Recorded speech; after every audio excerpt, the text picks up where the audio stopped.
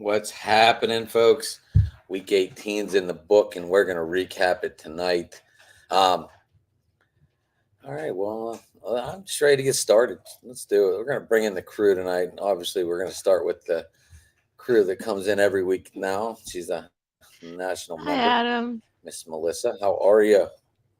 If you guys I'm missed it, great. Melissa was on our Niner talk show this morning, bringing dynamite to the mind. How'd it go, Melissa? How was it, real quick?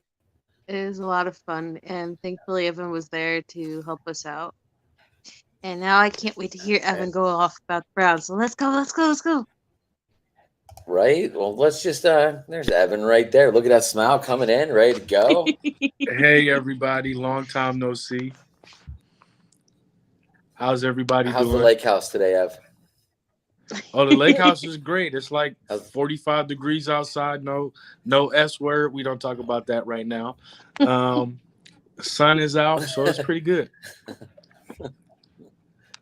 All right. And speaking of someone that might be feeling that S word because he's right across pretty much the street from you, Joe. He's right off How you guys doing? lake area there. Good, Joe. What's going on? Not much. Luckily, we haven't said the S word since we got that big blizzard. You were talking about the sun shining. I don't know what that's all about. We don't see any sun here, but if it's not snowing, I don't care what's happening. As long as it's not snowing, I'm happy. So all is good. I can agree to that. Yeah. Well, and then last but not least, of course, Mr. Coming back from a little road trip, took a little break from us. Maybe you needed it. I don't know. Let's find out. Jason, what's happening, buddy? Adam, great. Everyone, Melissa, Joe, Evan, great to be back. I had a 2-week hiatus. Yes, Adam was right. It was headlined by a road trip to Vegas, another road trip to the happiest place on earth. And I'm still having some wine with my cheese because my pack and Aaron Rodgers let me down big time. But That's we'll get into that, I'm sure. We got cream on for you in your morning. Thank you. I guess Jamal Williams. Jamal Williams kicked Packer butt. Pens, you ready? Yes, he did. And may I remind you that Jamal Williams used to be a Green Bay Packer? Pens. Oh, you do not have to remind me. I just love that he broke Barry's record against the Packers in Lambeau after all that shit talk that the Lions couldn't play at Lambeau. Yep. Can I be moved to the bottom of the screen? Well, I got to be between the both of y'all. I'll go between the two Steeler fans. But why I got to be in the middle? I don't like this. You can put me between the two Steeler fans. I have no issue with Steeler I don't know. fans. How do we rearrange this? Is there a way to rearrange this? Can't you just Can't you just drag and drop? I don't know, Evan. I don't know if there's a way to rearrange the screen. Let's see. It does drag and drop. Thank you. Oh, there we go. I'm not sure what button anyone hit, but there we go. Pens. What's going on, buddy? iPhone magic. Can everybody hear me? Yep. You gotta talk. Let's hear. We're not listening. We didn't really get a check with you before show.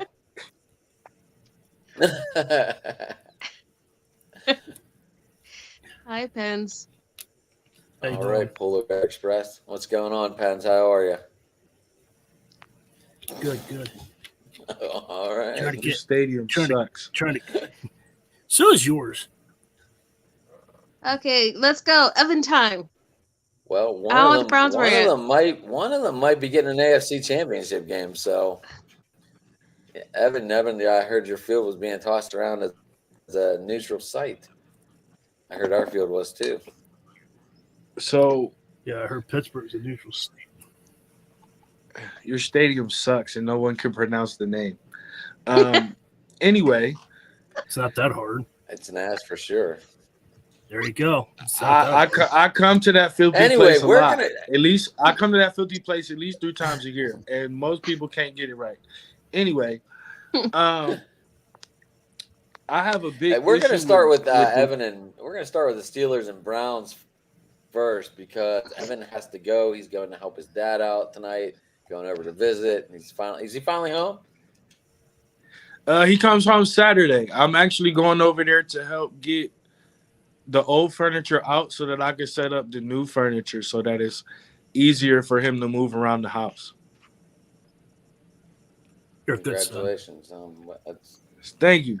So good, we're going to talk about the game and then I'm going to go on this rant, or we're going to do the rant and then talk about this game? Rant. Evan, you started off. You lead this off however you want. You got more on your chest. I got an issue with all the Browns fans, all of the dog pound, and I need y'all to listen up because I'm sick of hearing y'all cry like little kids, and it's time to get this shit over with. First off, when we traded for DW4 this season was punting. If you thought we was gonna make the playoffs with Jacoby Brissett, you were out of your mind. And then we want to sit here and scream, well, look what Baker Mayfield did. He had one good game over in LA and couldn't do anything else and lost his job twice to Baker Mayfield and an XFL MVP. And we want to fire our head coach who's had this offense top 5 his last 3 years. I'm sick of this crybaby mentality.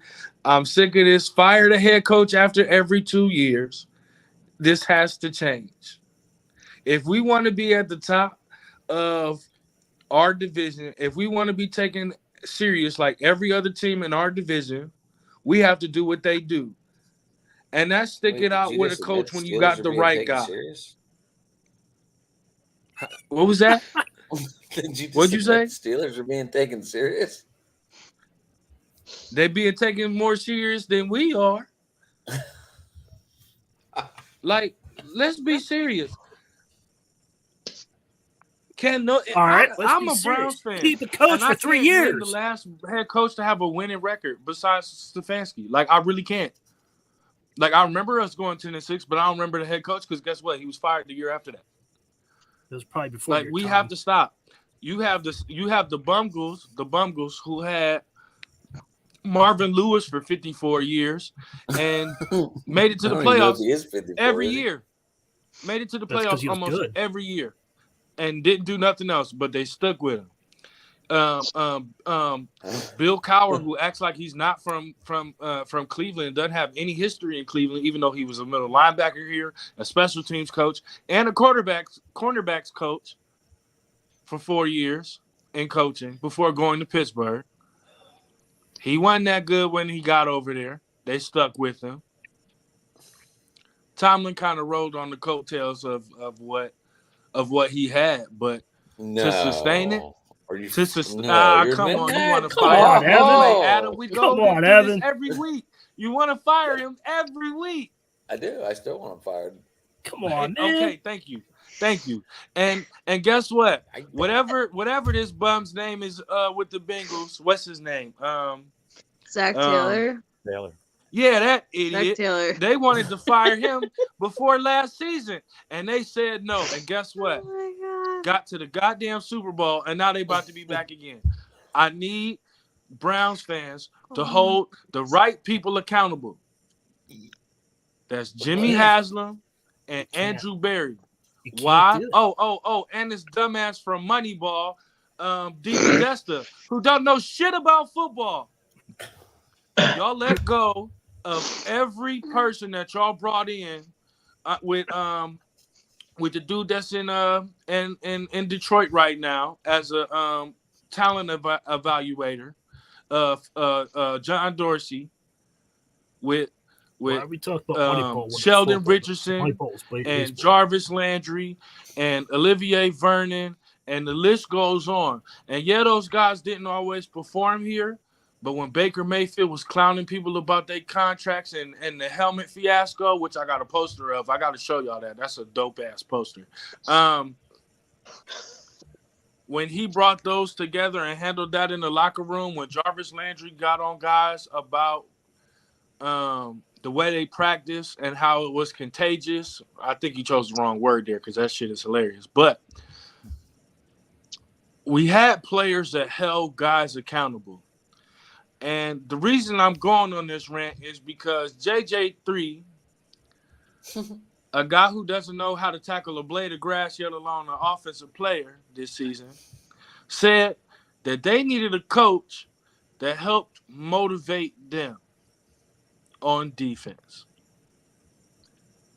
You in the NFL, why do you need another grown man to motivate you? I don't understand why, but when you get rid of the guys who hold players accountable, this is what you get. Stop blaming a coach who has turned us around and gotten us to a top 5 offense. Stop saying Nick Chubb don't get the ball when he had 1,500 yards and top 3 in carries. Don't say that Amari Cooper underperformed with 1,000 yards. And stop blaming Myles Garrett, who broke his own record, had a 93.5 PFF rating, and missed games because he flipped his car trying to impress his girlfriend on the way home during a rainstorm. Hold the right guys accountable for not drafting defensive tackles and drafting offensive linemen when we got Pro Bowlers. Blame the right people. Evan, who's J3? I'm tired of waiting for next year. Go ahead, Melissa. Then change fan bases. Who's J3?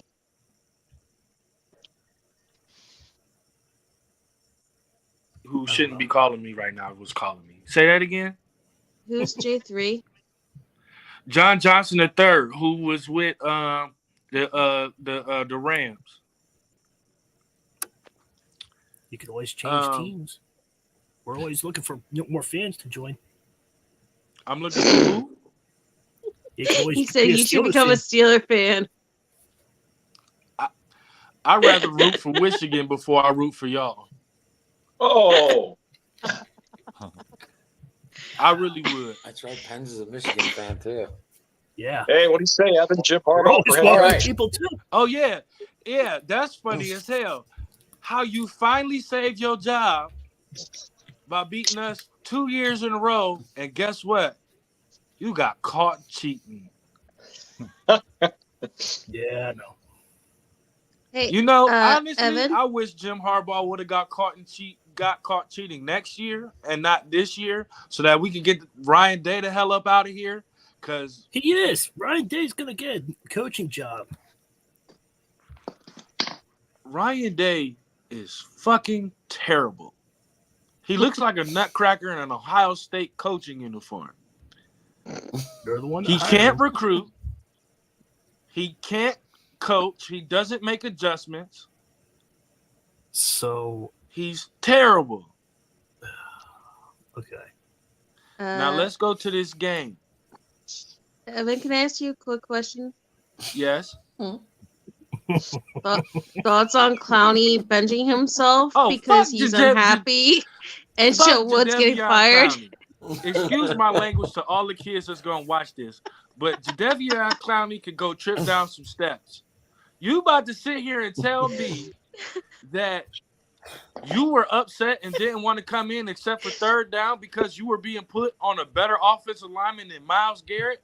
Bro, you had your best sack totals last year at 9.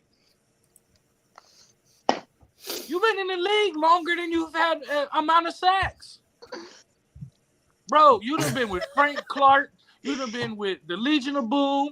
You done been with goddamn J.J. Watt in his prime. You done...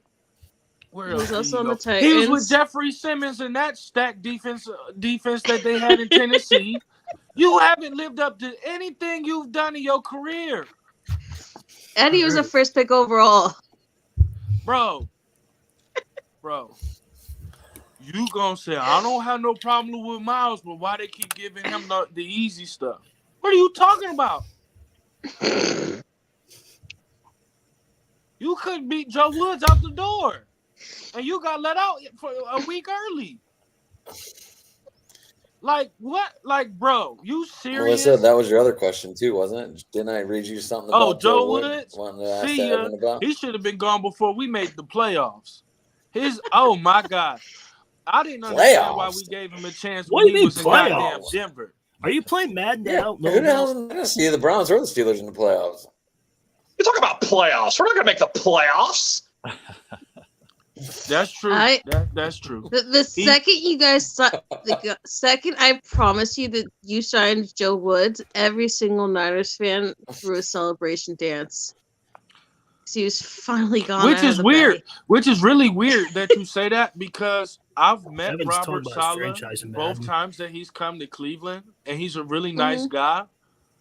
I really have a feeling when I've seen him like shake hands with the other coaches that if he had got that job, Joe Woods wouldn't have came with him, and they was on the same coaching staff.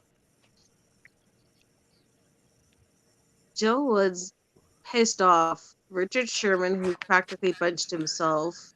That soft defense, the way he broke that secondary, it was ugly at the end. And see, you know what bothers me about his philosophy?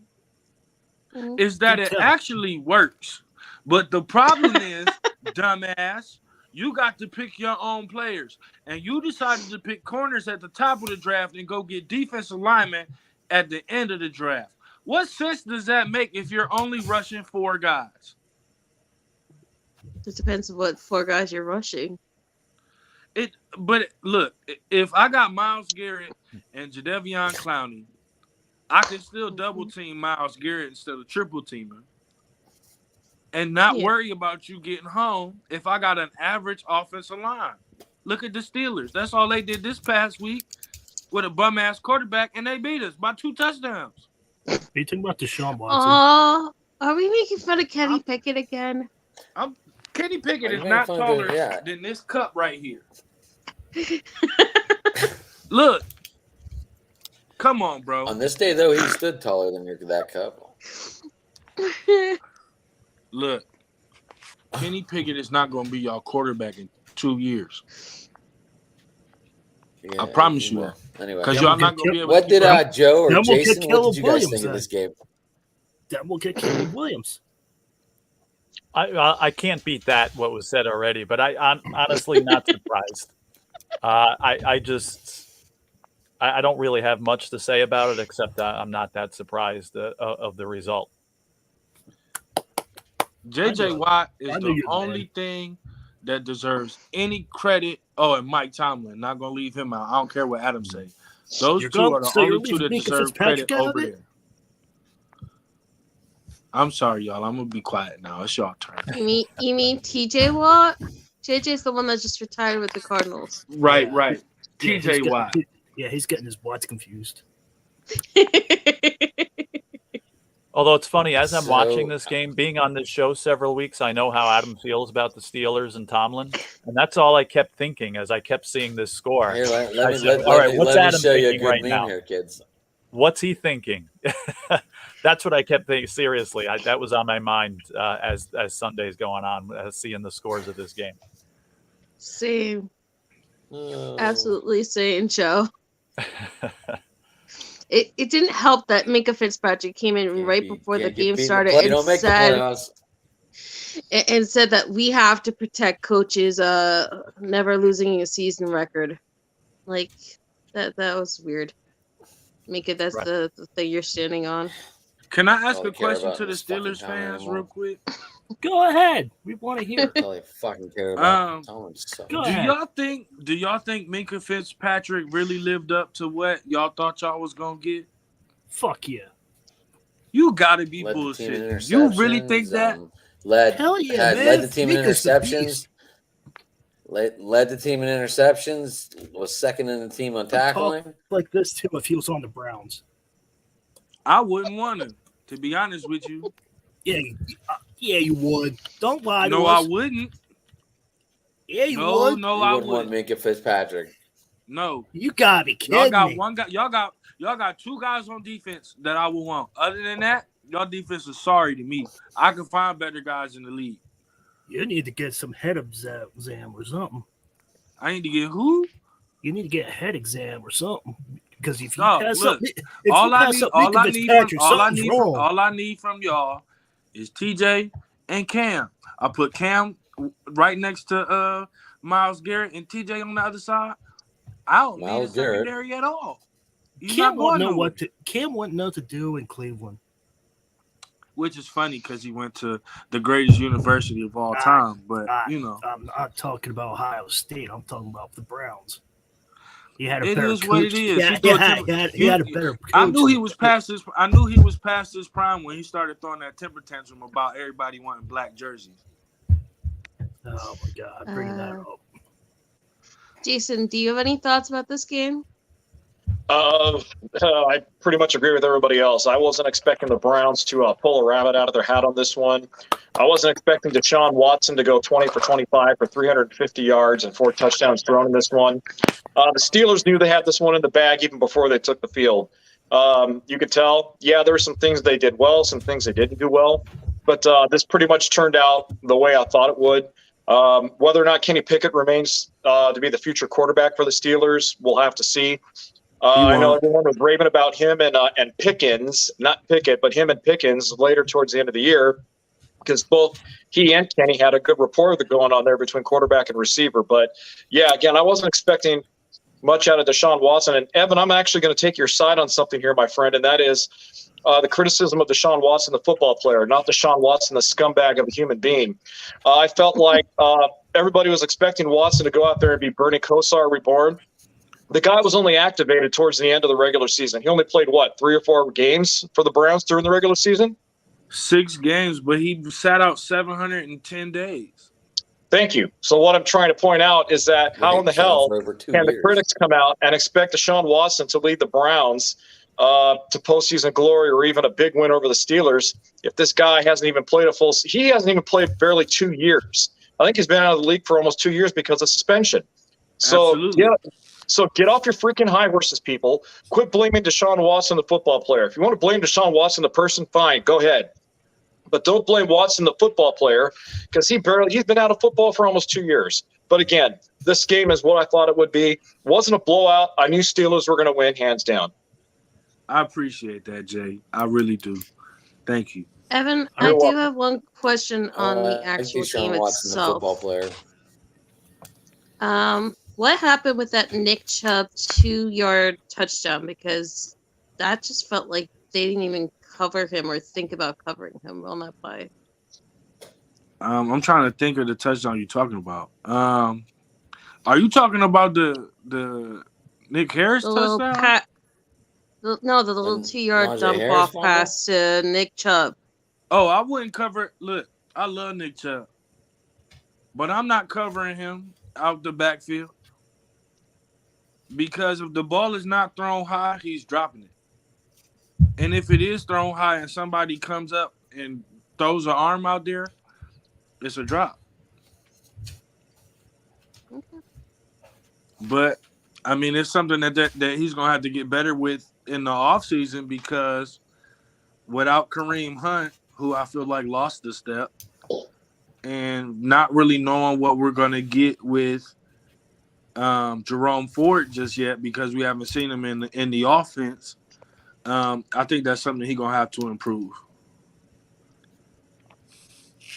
Pens, is there any update on Johnson? No. Except for the last tweet we saw, it just said stay tuned. Yeah, stay tuned. Oh, yeah, he getting traded. Oh, are you talking about Deontay Johnson removing the Steelers from his entire Instagram profile and unfollowing the Steelers and taking them out of their bio? Yes. What are we losing? Yards, no touchdowns, 18 million for no touchdowns. That's great. I barely had yards anyway. You sure you want to lose that? Well, he led the team in yards. He had 862, and I think Pickens had 858 or something. And no more dog shit.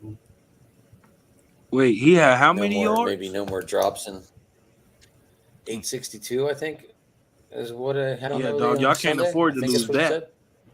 Yeah, we can. There's always another one.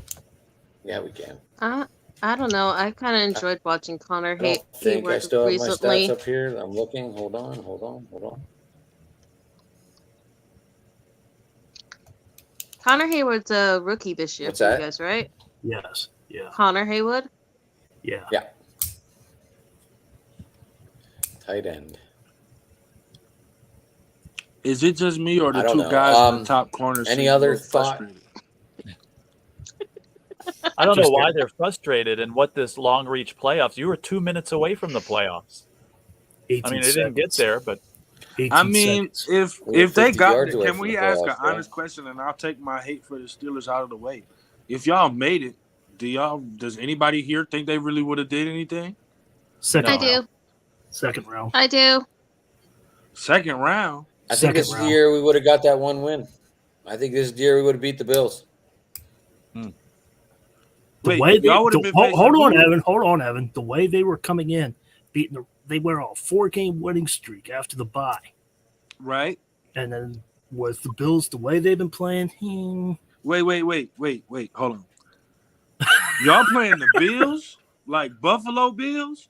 If y'all make the playoffs? Yeah. It's the only NFL Bills that I know have a good game against the Bills. You really think y'all about to go to Buffalo and beat them after what happened to my man DeMar? Yeah. That story, it's really unfortunate what happened to him, but I really don't think that Buffalo's going to lose another game because of that.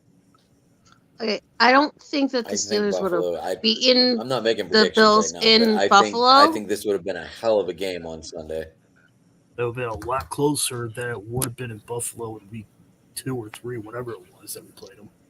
I mean, they're going to play the Dolphins this weekend, and I don't even know if it's going to be a fucking game. After a third-string quarterback. You were saying, Melissa?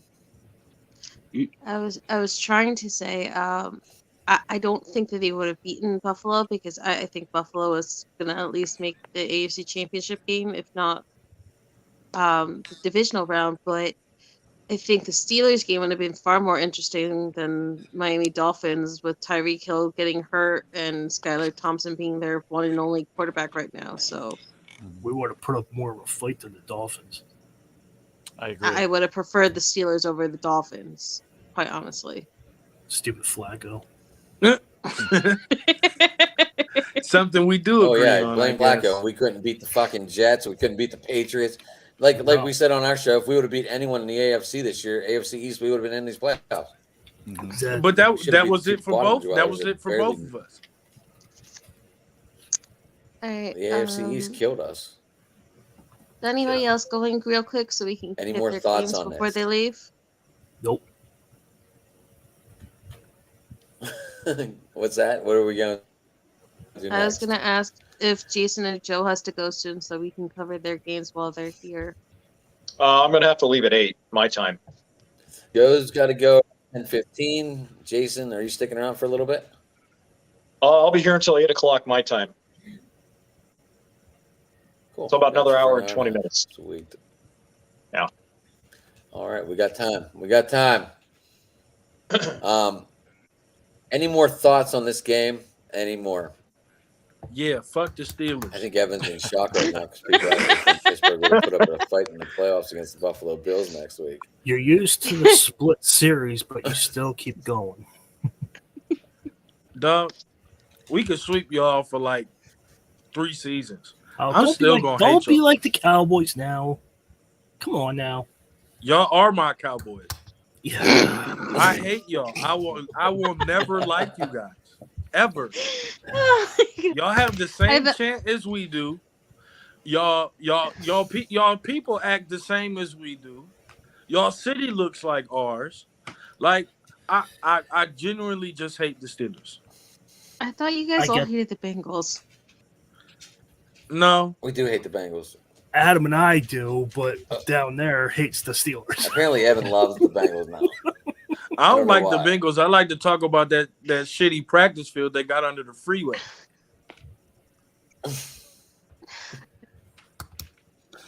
Oh, man. Anyway. What you got next? What game you got next, Adam?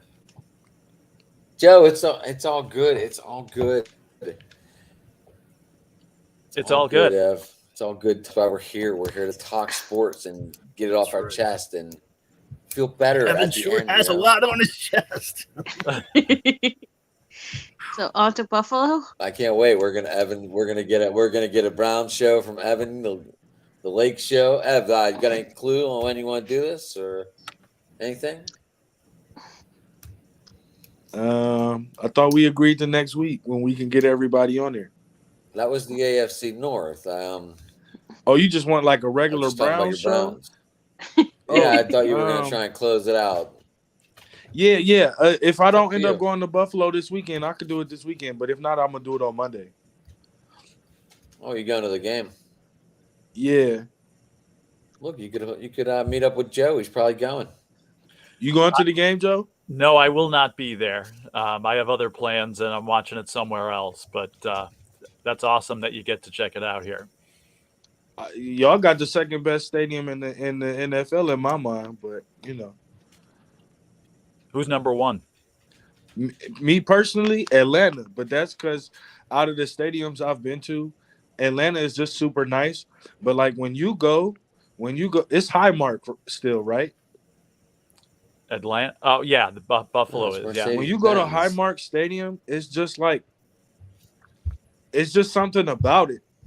The fact, like when you go and you see all those RVs and trucks, it's just something about the experience in Buffalo that you just don't get anywhere else. Mm-hmm. I agree. I'm biased, but I certainly agree with that. Lambeau Field. I'd love to go there. I want to go, but I don't know if I necessarily trust Lambeau Field. It's too cold. Why? Why don't we trust it? Going to Lambeau Field is like, at least for me as a football fan, you can only go to Lambeau Field like 2 weeks out of the year, and that's when it first snows and Christmas. Other than that, why would you want to go there if you're not a Packers fan? If you're lucky to get a ticket, that is. Right. The Packers organization has a queue for tickets for games like sometimes 2 or 3 years in advance. Seriously, that's how long it takes to get a ticket to go to Lambeau just to see one game. Mm-hmm. I believe it. Yeah. The whole city is right around the stadium, if I'm not mistaken. Yep. That's insane. Yeah, you park in anyway, like let's go to the next game. And they make a killing. Yep. Next game. Joe, your game. Go. All right. Well, I mean, just clicked on it. Everybody saw the start. I mean, everybody was hyped up. I mean, the whole magic surrounding it, with Damar Hamlin, FaceTiming the team before the game. They're all pumped up. This guy Hines, who, hadn't done much. Hines. Yeah. He hadn't done much. I mean, he was a nice pickup for the Bills, but that was about it. And then to run the first play back, what was it, 96 yards or whatever, he had 2 kickoff returns for touchdowns. But just especially that first one, I wasn't there, but I can't remember hearing the stadium as loud as that in a very long time, even with as good as they've been. So just a magical start to the game.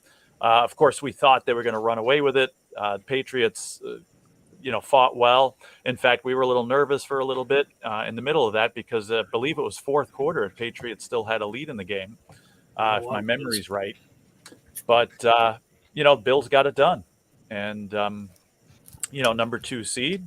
And, again, I think Pittsburgh would have definitely been a better matchup, like entertainment-wise. But as a Bills fan, I certainly don't mind seeing the Dolphins come in. But upon saying that, you cannot take any of these games for granted. And I certainly hope the Bills are not. Everyone's 0-0. That's it. And again, a divisional opponent, I don't care who it is, it's going to make me a little nervous, And again, I really don't see, the Bills losing this game. In fact, I see them winning big. Can you tell Eagles fans that, Adam? Yeah. That everybody's 0-0. Well, we were supposed to have Ryan, but Ryan got caught up in homework, so he's not coming on right now. What was really impressive? Not the first punt return, but the second one. Yes. Especially because things had kind of cooled off. You guys were like kind of struggling, and Bill Belichick seemed to really want to stick it to you guys to make the playoffs. Mm-hmm. And it was after, the stadium and the broadcast and everybody else was like posting Damar's tweets throughout the game and the OMFG from the first one. And things just kind of like emotionally turned down. in that he ran for, what was it, 101 yards on the second one, and they brought everything back up again. It's been 3 years, 3 months that you guys hadn't had a punt return, and just like the raw emotion on like Sean McDermott's face where he was like about to cry, but like he kept it in, and then like seeing Josh Allen like lose it and get all tearful during his post press conference. It's just that was besides my own game, right? Probably the one that got me the most emotional, seeing the Bills pull off the win against Bill Belichick. Yeah, and I said it last week too. It's just, it's not just a Buffalo thing. It's a national thing. It's, this country has so many things dividing it that it's nice to see something like this. You don't like to see a kid go down, and almost die in front of a national TV audience. But this situation, and especially, I could say this now that it seems like he's going to be okay. It's just been such a unifying situation. And it's and it's affected people. It's affected professional athletes. It's affected coaches. It's just, everybody knows what's going on, and it's not just a Buffalo thing. It's just a national thing here. And I agree. You were saying before too. I said weeks ago I didn't feel like the Bills were going to lose another game the rest of the season. But this situation, I think, just enhanced their chances to not only get to the Super Bowl but win it. I also got So you're feeling it might be fixed, Joe? Is that what you're saying? No, not at all. I'm just saying I thought they had an amazing chance to win the Super Bowl anyway, but I think this just might have increased. Weren't they the favorites coming in this season anyway? They were. It's not. I'm not a rocket scientist to make that prediction. No, I'm just saying with the preseason and everything, I think they were the favorites to go in the AFC. Yes, it was a lot to do with Josh Allen. It had a lot to do with Josh Allen not getting a shot to have the ball in overtime. Like, people were really angry that he didn't get a shot to play again against the Chiefs. So I think he was endeared to a lot of people it was his year, Joe Burrow had his magical run. Patrick Mahomes has been there and done that before. So I think a lot of people wanted it to be Josh's year, right. I ugly cried when you guys had the entire medical staff out on the field before the game. Hey, real quick, not to break it up, Evan. How do people get a hold of you? I just saw your bros outside waiting for you. How people get you, and we will definitely talk. You can definitely talk to me at Talking Sports on the Lake on Twitter. You can find me at Brogdon Evan on Twitter. You can find me at Prince to a King on Instagram. Same on TikTok, where I'll post to prep for the show. I'm always willing to talk. You could ask Penn, because we had a conversation about somehow they were going to land D-Hop, but yet Cleveland is the number one choice on this list. So you could take that one because you're not going to have no receivers next year. But again, y'all can find me on any platform that is brought to you by Driving to the Top Productions and at Brogdon Evan on Twitter. I love to chat sports, and I'll see you guys later. All right. All right, have a good one, man. Thanks for your day, man. Killed it. Nope. No problem. Can I say one thing real quick? I hope Josh Allen does better than Jim Kelly. Well, yeah, I hope so too. I mean, last year I feel bad for Jim Kelly because all those runs and all those, and then when he had cancer, the whole community hoved around him. I hope Josh Allen does really well because he deserves it. Yeah, and I just have mad respect for him. If last year's playoffs is any indication, I mean, he's shown what he could do. I mean, he was almost flawless throughout the playoffs last year. So, he's got that experience, that 1 year of experience. I mean, he's been in other playoff games, but last year really proved himself. So, we have full confidence that he could do that again. But, you were talking about the training staff and things, other magic moments like that, like John Brown, who hasn't caught a touchdown pass in forever, coming back to the Bills, catches a great touchdown pass, and then first thing he does is give the ball to the trainer, that worked with DeMar. So there were so many of those little things happening throughout that game, which just made it that more special. Besides the fact that winning a big game there. I did have one serious question for you. I know I'm emotional about it because I've loved this player since he was on Jason's team. And it really scared me when I saw the injury. But do you want to see Micah Hyde and Jamison Crowder both play on Sunday? This would be Micah Hyde's second serious back injury. Yeah, I'm not sure. I mean, first of all, I heard that they're not playing Sunday. They were activated, but I think neither one would play Sunday anyway, from what I saw. But I thought about that. Maybe not. I don't know. I think it's too soon, especially for a neck injury. That again, not only could that affect a career, but something like that could affect a life. So I'm not sure how I feel about that, and I don't know if even next week, should the Bills move on, if it's a good idea for him to play. Do you think the NFL wants a Cincinnati Bills AFC championship? Yeah, it wouldn't be a championship, I don't think, but I think the NFL would love that. Now, Joe, you're in Buffalo. What neutral site would you like to see or travel to? In my opinion, I mean, everything I hear is that they want to play inside. Well, actually, that's what I heard. Now, you guys were saying Pittsburgh was an option or Cleveland. That's because they had the logo. Here's the one thought. Lambeau Field. If they can move this game to a neutral site indoors, mm-hmm. and it gets filled, don't be surprised if the NFL tries to move all championship games to neutral sites. And it's funny you say that, because I've thought about that before, and I said I hope the NFL, in conversations I've had with friends here, I hope the NFL doesn't get any ideas like that, because that would be a sin, in my opinion. These teams play a whole season. They're playing for number one seeds and things like that in order to get that home game.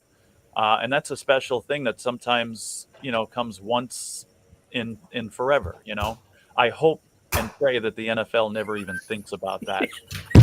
But I think leave the dog alone. Yeah, what's that? He had his mess with his dog. Her fucking bed. I'm going to beat her ass. But Adam, I was thinking Indianapolis is where I see this game happening. Wouldn't the Here's the thought, real quick. Sorry, Melissa. Here's the thought. Why not just make it where the Super Bowl is?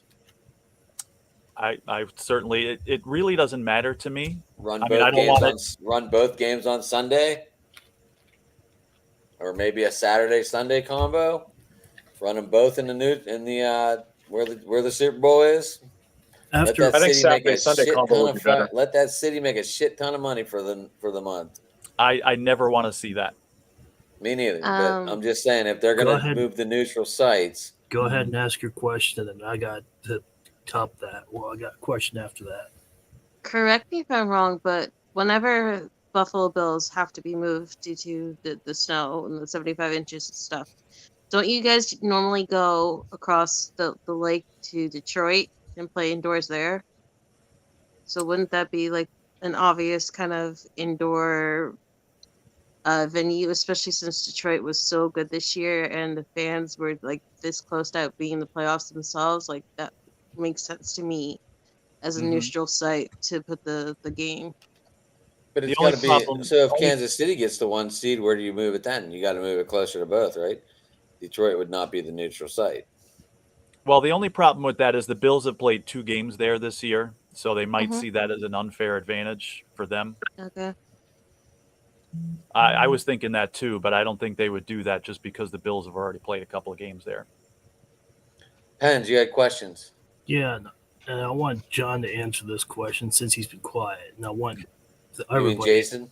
Yeah, that's Jason or Joe? Yeah, that's it. I want everybody to answer this question. But when you guys want to do what college football does, because they don't play in their home stadium. They always go to an indoor stadium when it's playoff time.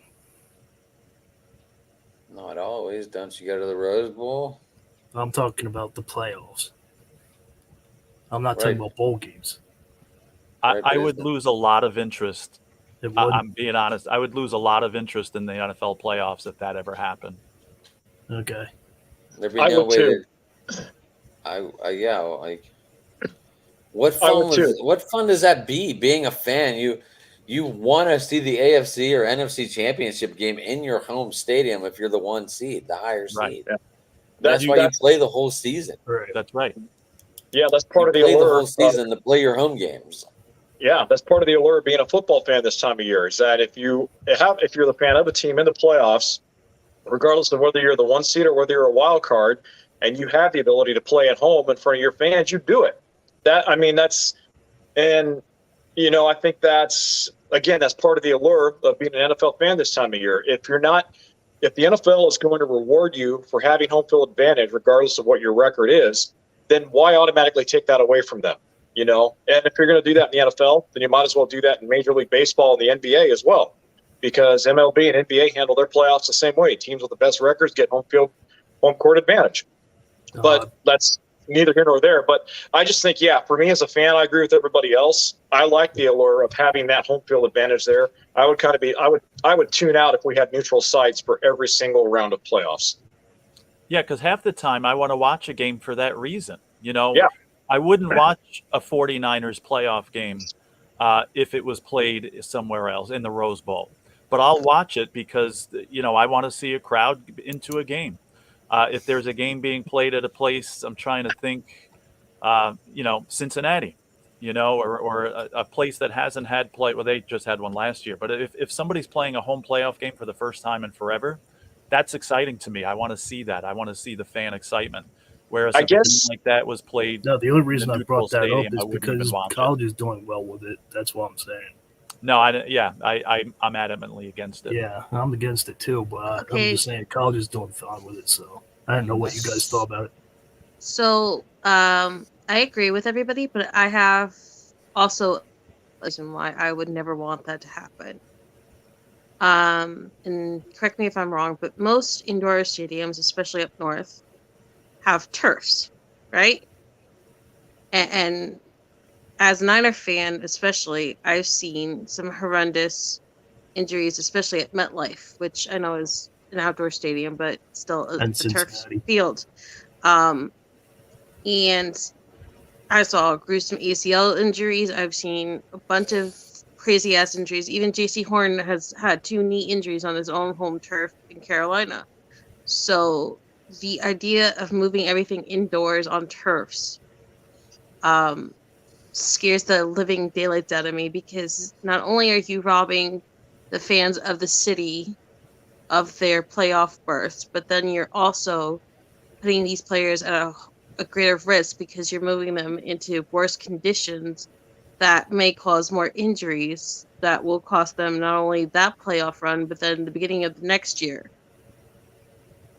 I agree with that. And even for a game, if it should get to the point where the Bills play the Chiefs in a neutral stadium, I would much rather see it at a place like Pittsburgh or Cleveland than I would in an indoor stadium. But I don't know what would be the neutral site between Kansas City and Buffalo if they should make it. I've heard like Indianapolis is pretty much right smack in the middle of the both of them, I think. So that would be the most logical one. Okay. But, that what about Soldier Field? What's that? What about Soldier Field? Yeah, that would be a great choice, because that's about halfway as well. Yeah. This topic is running through my head. Like, are they trying to because they could have went with the 8-team playoff and just said, screw it, this is the way we're going to run it this year. Mm-hmm. The NFL owners all went against everything they said and changed the whole rule book. They moved the goalpost back and changed all the rules. So I just didn't understand what they were trying to get at. Did someone tell them, hey, let's try a neutral site and see what the fans think? No, fans aren't going to want to travel to these away games on NFC Championship, AFC Championship weekend. Yeah, this neutral site thing I think was only because of the fairness, because the Bills played one less game. They had the inside track for the number 1 seed, and because they played one less game, their winning percentage was less than the Chiefs. So the Chiefs got the number 1 seed, and the league felt like it wouldn't be fair for the Bills to have to go to Kansas City. Right. I think that's the only reason they're doing this. But I did, again, it's funny you're saying this because that crossed my mind too, in the hopes that the NFL would never even get that idea in their head. Anyone else have this idea in their head about the NFL possibly doing this? Jay? I think it's just because of the tragic that happened. I think that's the only reason why they did that. Mm-hmm. And that was too soon. They didn't want to push anything back on this and make everything scheduled. Like what you and I were talking about, Adam, they can't push the Super Bowl back. So they just went with this format, and all 32 teams did approve of this. So it's the fairest way they could have done it, I think. Right. And I don't think the Buffalo Bills did care about the number 1 seed after what just happened. Right. Yeah, I agree. I don't think the Bills cared about the number 1 seed, and quite honestly, coin toss or not, home field advantage or not, number 1. Right, so I have a question. Real quick. Yeah. If the Bengals would have won that game, and then the Chiefs lost, wouldn't the Bengals have been the 1 seed because they beat the Chiefs? Yes. Yeah. Yes, they would have. I love how no one wants to talk about that. That's so awkward to me. Like the Bengals were winning that game. Having a shot at 1 overall? Because it's done and over with, I guess. Mm-hmm. Yeah, the way that game was going, I honestly think the Bengals would have won it. I mean, if the results happened the way they did with the Chiefs winning out. It was only 7-3. Right. They had a lot of momentum. And again, we'll never know. Right. But I feel robbed, actually, because that was like the first time you guys were ever going to play each other, Josh Allen versus Joe Burrow. Mm-hmm. Like, I've tweeted about Damar Hamlin. I agree that they should never have played the game that week or even that day again. But I genuinely feel robbed that we didn't get to see those two, and that's why I really wish that they meet again in the championship game. But I don't understand why they thought just handing the Bengals the AFC North was just like compensation enough. Like they had no shot or no chance to win the top seed of the AFC. It's like, here you go. You don't have to beat the Ravens. Just take the North and shut up. Like they were punishing them for the injury. They did get shafted a little bit with that because they were so gracious with the whole thing and so understanding, and they handled it so well. Again, they were going to have to deal with that coin flip thing if they had lost last week, which would have been, very difficult for them. So I feel bad in a way that they didn't have that chance. I mean, it doesn't really matter as far as the number 1 seed because the Chiefs ended up winning out anyway. But don't feel so robbed, because if the Bills beat the Dolphins and the Bengals beat the Ravens, they're facing each other in the divisional round. I don't know. I just thought that was a little hinky about the way they broke things down.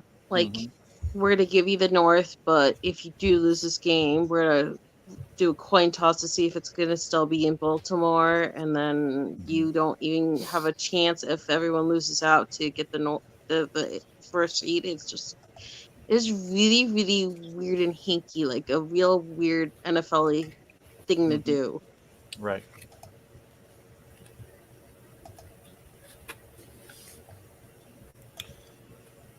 Well, let's talk about this KC game. A little boring. I don't. Did anyone actually think the Vegas stood a chance? I did. No. Nope. But it was disrespectful. That merry-go-round thing they did was disrespectful. And I hate Jerick McKinnon. And I hate what he did to the Niners, what he said about the Niners, and now he's like, oh, Mr. Like, everyone on ESPN is in love with him. He's playing with Patrick Mahomes. Those are my thoughts. I honestly did not think Vegas would win this game, but I really thought they would throw everything at them. I mean, here you have a chance to, to salvage a bad season. This is a much better team than their record. And to end your season against the Chiefs with the chance to knock them out of the number 1 seed, that's their Super Bowl. That's what they had to play for. I thought they'd give them a fight and possibly, pull an upset, but they didn't even show up. So I was a little disappointed about that.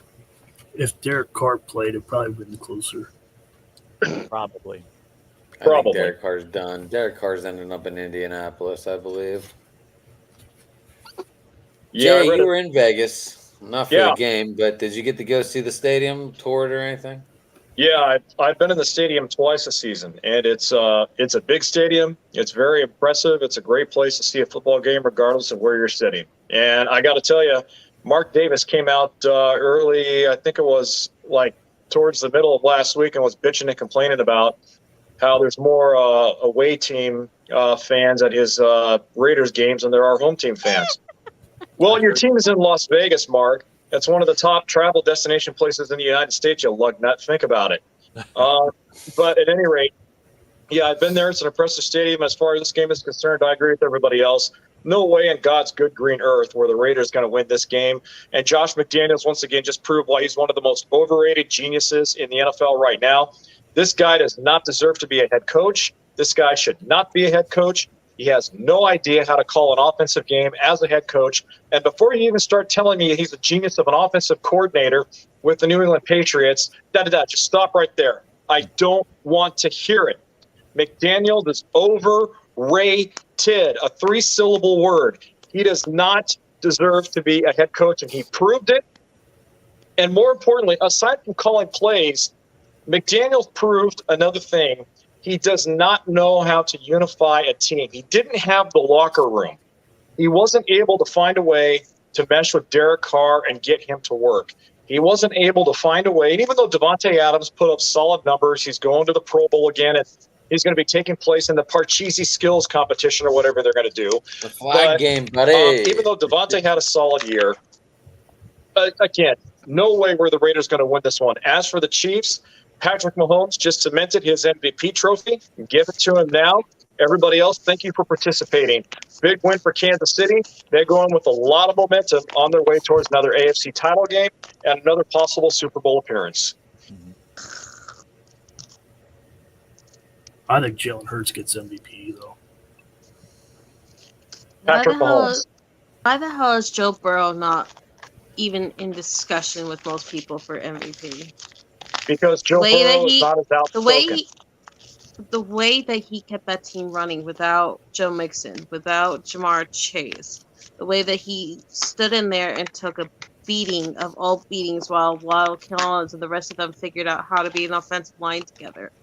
The way that he, no matter how ugly things got, stayed fast, stayed true. The way that he and many other captains of the Bengals handled the DeMar Hamlin thing.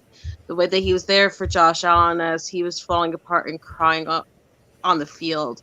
Like, there's not one person pushing for Joe Burrow to even get a single vote. Makes no sense to me. He had a great year on the field. He's a great person. The fact that he's just like completely forgotten behind Josh Allen and Jalen Hurts and Patrick Mahomes for MVP, and now they're trying to push Justin Jefferson just because he's going on this little Twitter thing where, wide receivers and I'm so great that I deserve to be MVP. It makes no sense to me. I don't know. Adam, I'd like to go back to what you said about Carr ending up in Indianapolis, because I read, I think it was on Bleacher Report, where the Colts actually, during the trade deadline or before the trade deadline, they offered a couple of draft picks and some other players to the Raiders for Derek Carr. Really? So, what you said is true. I think that holds up, and I wouldn't be surprised if Chris Ballard in Indianapolis gets a little aggressive there and asks the Raiders what they want for Derek Carr. I mean, the Raiders are going to be happy to get that off of the books. Yep. So we'll move on to any more thoughts on this little game? Are we good? Nah, let's go. I hate the Chiefs. That's my final thoughts on this game. We know that. So do I. We know that. Me 3. Surprise game ended up being a good game. This game actually ended up being a good game. Did you actually watch this game? Yes. This game was awful. Melissa, if you recall, I'm going to take you all the way back to, I think it was, week 2 or week 3, when you called me out for liking Trevor Lawrence because I said Doug Peterson was going to do wonders for this guy. Trevor Lawrence finished out the last 5 or 6 weeks as the third highest rated passer in the league. I'm loving that Jacksonville's in the playoffs. In this game. It doesn't matter. Did you see some of those errant throws in the third or fourth quarter? Yes, I did.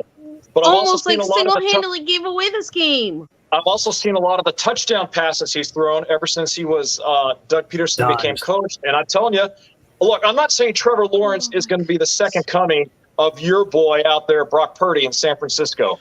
All I'm saying is that there was remarkable improvement with Doug Peterson as Trevor Lawrence's coach than there was with Urban. I'm a continual red-ass Meyer. And you could clearly tell that having an offensive-minded head coach there was a lot better than having a constant red-ass for a coach there. I love that Jacksonville's in the playoffs. They are going to lose in the first round, even though – actually, no. They're hosting a first-round game, so they actually have a chance to win this one. But with that being said, I remember saying – They got the Chargers. That's right. Well, and look, the Chargers are about as up and down can possibly be. Oh, yeah. Right when you think they're going to take that next leap and become a Super Bowl contender, they go and they slip on a few banana peels. Jason? I agree with Jason. I agree with him. Mm-hmm. Jason? Yes? I root for Doug Peterson. Okay. And I root for that defense. Okay. Aside from that, you can trash the GM, you can trash the owner, and you can trash the rest of that offense. That's all I root for. You got Doug Peterson because he was treated like shit in Philadelphia. Evan Ingram has had a huge resurgence year. Well, if you also recall, Doug Peterson was also in Green Bay with my Packers, and he was unceremoniously rung out of there to an extent as well. Brett Favre's backup quarterback. Please don't remind me. I have a Packer brother as a brother who's really obnoxious. But no, like this game, right? I hate Evan Ingram with a fiery passion. Okay. I really do. I hate that Christian Kirk got all that money and kind of like completely screwed up the pay scale for wide receivers. But I am glad that Jacksonville stole this division. You can't hate Christian Kirk for accepting something that was offered. Anybody else confused as much as I am? But I am happy that the Jacksonville Jaguars stole this division because Mike Vrabel, and I have a lot of love for Mike Vrabel, but the Tennessee Titans didn't deserve to be in the playoffs. The way that they collapsed, the way that every year they're trash. The way that Ryan Tannehill is a over-bloviated quarterback, the way Taylor Lewan can't stay healthy, I definitely don't feel like the Tennessee Titans deserved a playoff spot. So, in that regard, I am happy for Jacksonville. Even though you hate Trevor Lawrence. I don't hate Trevor Lawrence. I just don't believe in Trevor Lawrence. I hate the GM there. I hate Trent Baalke. I highly doubt you will find anyone who actually likes Trent Baalke. And I really don't care about Travis Etienne or anybody else on that offense, if I'm quite honest. I'm glad they made it. You know, it's like Trevor Lawrence, you know, he got it together and showing that, you know, okay, I lost my first game like in 80 years last year, and I don't know how to handle that. I don't know. So we had to go through like a little regrowth segment. I don't know the whole Jacksonville schedule, but they almost beat the Eagles and a couple other teams. And if they won those close games that I'm talking about, that wouldn't even come down. You don't think Doug Peterson wanted to beat the Eagles so bad? Yeah, no. Oh, hell yes. Yeah. Okay. I'm just saying, if they, I think the most impressive Jacksonville win, I'm sure Melissa would be loving it right now if Jacksonville would have beat the Eagles. No, I think the most impressive Jacksonville one was Niners would have been in first place. What was it? The Ravens game where they came back from like nowhere and beat them? Was that Miami? Miami came back. They put up like what 28 in the fourth or some in shit. The fourth quarter. Yep. Yeah, 28 in the fourth. It was one of Lamar's choke jobs. No, I don't really care about being the second seed. I actually like being the second seed. I am gonna say congratulations to the Jaguars making the playoffs. Same here. And, me too. We're gonna move on to the next. Can you talk about game the Lions? where, I want to talk about the Lions. We're not going to Green Bay yet. Jay's not leaving yet. Let's not yet. I want to talk about the Lions so bad. Damn you! Now I'm going to go back and make. I do have to get going here, but I'm surprised you guys didn't say anything because there's one idiot on this show that picked the Titans to win last week. Because I did say I've never given Trevor Lawrence enough credit. I know sorry, Joe. I didn't give you a chance to fucking talk. Sorry. Yeah, that's all right. I just don't, and I haven't given Trevor Lawrence credit all year, and he just keeps proving himself. He may win this game, he may not, but I was convinced that the Titans would win that game. They should have won that game. They wouldn't have gone anywhere in the playoffs anyway.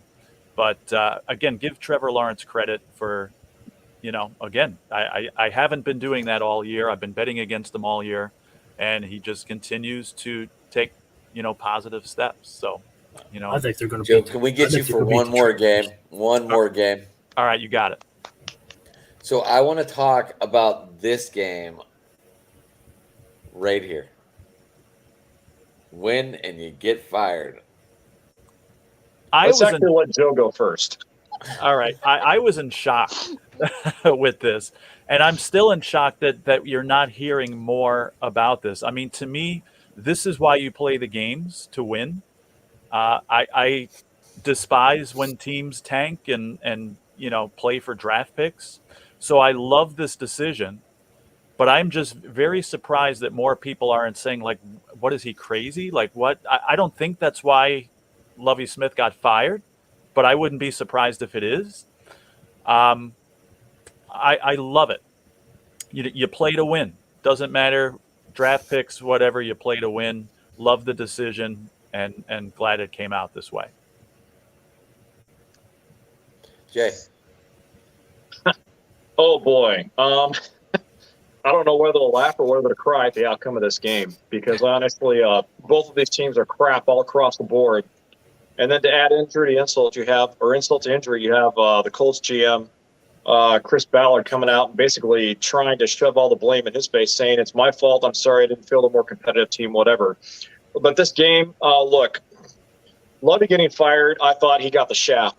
He got the shaft on this one here in Houston. I thought he should not have been fired. They should have retained him as head coach. All I got to say is, when are executives going to start taking the bulk of other than the Colts GM, when are more executives going to start getting the shaft after big-time playoff losses? And this kind of goes back into the argument that Evan made to open the show with coaches constantly getting the blame. You know what? A coach is only as good as the talent that the GM and the front office and the rest of the other executives put around him. Lovie Smith they were asking Lovie Smith to make chicken salad out of chicken shit. And you know what? It wasn't going to happen. So I feel bad that Lovie Smith got fired. But look, give him credit, though, all right? The Texans came out and they kicked the Colts blue in the balls, man, all right?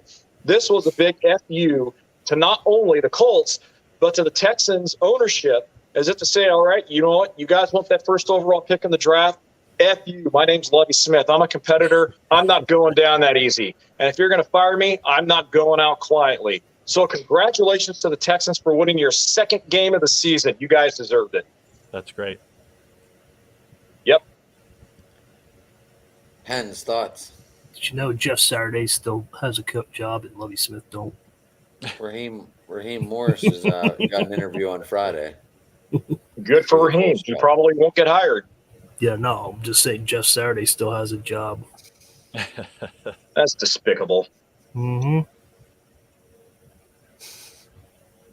Irsay's not cool, man. I agree with Jason that you play to win the game. That's why everybody wanted the Steelers to tank after they're 2-6, and we fought. Same with the Texans. You play to win the game. That's right. Yep. And they won, and they lost the number 1 pick. And now the Steelers get the number 1 pick in the second round. Yeah.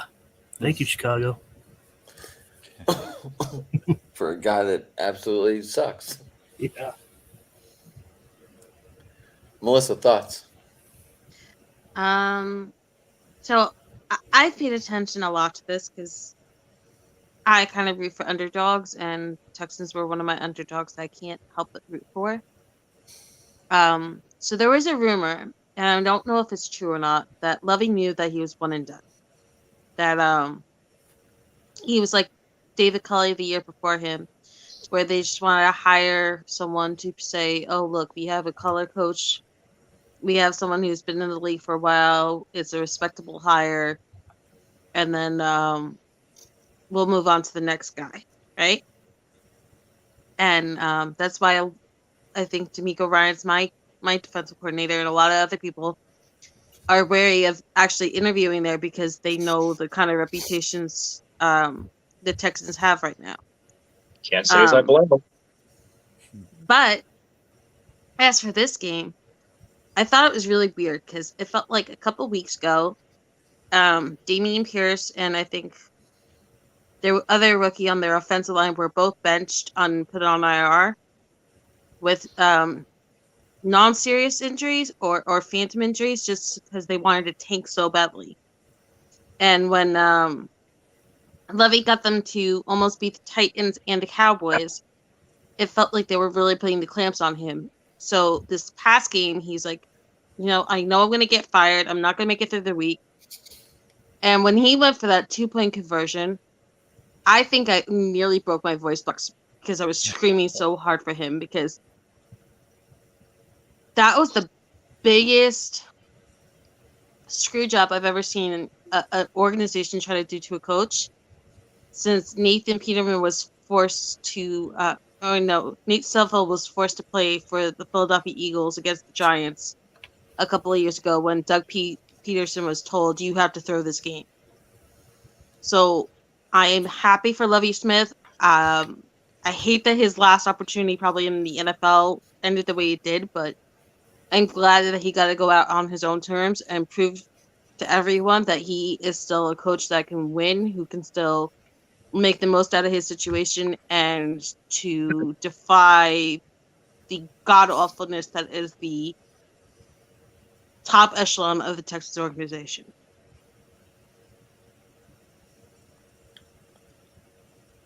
I agree. Didn't the Texans lose 4 coaches? So they had Billy O'Brien, they had David Culley, they had Lovie Smith, and I forget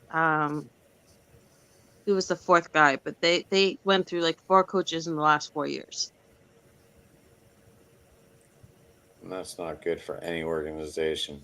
No, it's going to be tougher to get guys in. There's guys that would rather coach Pee Wee football than go coach there. Or stay a coordinator on their team than go there. Yep. Weren't they also one of the very few organizations that gave Hugh Jackson an interview last year just so that way they could say they filled the Rooney Rule and then they could go what they wanted as the head coach? Yeah, I think so. I think they did the same thing for Eric Bieniemy as well. I think they just said, hey, we have Eric Bieniemy on our list, but they never interviewed him. Eric Bieniemy ain't going nowhere. Well, that's because Bieniemy is a little douche, but that's a whole other discussion. Why would we? I wouldn't leave what I have in Kansas City. Jesus. Right? You leave what you have there because you want to be a head coach and you could still walk away with Patrick Mahomes. Yeah, you wait for Andy Reid to retire. Right. Yeah. And you should be in that wing. Now, if he doesn't get hired in Kansas City when Reid leaves, there's probably going to be a lot of questions. Mm-hmm. And as for the Colts, they deserve whatever hell is coming to them because the one time they go for a quarterback after Peyton Manning and they nailed the quarterback, they just let him get the living tar beaten out of him. And then at the end of his career, when he's finally done with having surgery after surgery after surgery and living in Europe with all these like non-FDA approved surgeries to try to make himself available for the team. Then do they invest in a offensive line, and now they're all pissed off because Andrew Luck like retired right before the season started. Like, what did you expect? He lost his spleen. He had how many freaking broken bones? Like, he gave everything to the Colts organization, and then right after he retires, that's when you decide to finally take getting a defense and offensive line seriously. Like, the Colts deserve whatever happens to them. I predict they will get Jimmy Garoppolo next year. Not.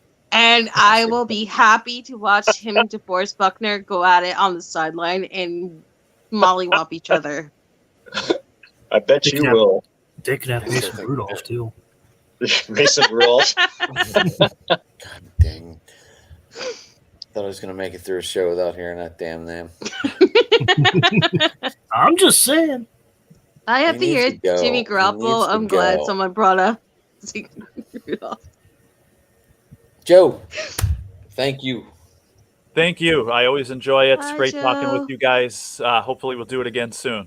Next Wednesday. All right. Sounds great. Hopefully you're in Have fun beating up on Miami. Yeah, you should be in victory formation. I hope so. But I don't want to take anything for granted. We talked 0-0, but sit back, relax, and enjoy those tuna sandwiches, Joe. You have nothing to worry about. There we go. Hopefully you're right. We'll see. Get some wings up there too, Joe. I saw some good wing ads the other day. Oh, we'll certainly be doing that. I don't think you have anything to worry about with Skyler. All right. Thanks again. We'll talk to you soon. All right, Joe. Have a good Bye. one. All right, you too. Lions. Okay. Can we fly through some here? Does anyone give a flying shit about this game? I'm just glad Brady lost. Every loss that Brady has, love it. Quick stat. Quick stat. I saw it today as I was researching, looking over some notes and stuff. Brady wins every odd year. We're on an odd year. Yeah. Adam, I actually had the huevos to watch this game, and I will say that I came away impressed with the future that the Falcons have. Now, it remains to be seen if Desmond Ridder is going to be their future quarterback or their future star quarterback, but Tyler Algier, baby. Tyler Algier, Kyle Pitts is a legit top 5 tight end, in my opinion. They have some legitimate young offensive weapons, and it all comes down to their offensive line and Desmond Ridder. But it seems like they're going in the right direction, and they were really fun to watch, and it was really fun to watch them kick all hell out of Brady. I like the Falcons. I saw Blaine Gabbert was in there. Yep. Yeah. So, but at any rate, were in this game for Tampa. Yeah. So at any rate, I like the future of the Falcons. I just hope that Arthur Blank keeps them on this road that they're on, because they're going to be good again really, really soon, I think. They're only 1 or 2 pieces away. Yeah, I agree with you on that one. They're not that far off. How can we leave out Drake London? Thank you. How did we leave out Drake London? Sorry. I mean, I know the Falcons leave him out, but he's a huge target. Yes, he is. But when he does play, he does get points. Yep. Any more thought? Penn, you got anything for this one? No, just glad that Brady lost. I can't stand him at all. I respect him, but I like Brady outside of New England. I can tell you that much. Yeah, it's like, oh. I think it's funny. We're not chasing teams anymore. We're chasing one guy. This is like the PGA Tour when Tiger Woods was good. Yeah. Yep. And Adam, you forgot 2001 and 3 and 4. So that's pretty much it right there. Well, and bottom line, when Brady gets in the postseason, regardless of how bad Tampa is or how bad they aren't, when Brady gets in the postseason, it's like Tom Brady. Yeah, it's Tom Brady. Love him or hate him, he's been there. He's done that. Don't discount him in the postseason. No. Please beat Philly and shut them up. plays? He's playing the Cowboys. Tampa. And we're getting a week 1 rematch, as I believe, right? Yeah, it's Tampa and Dallas.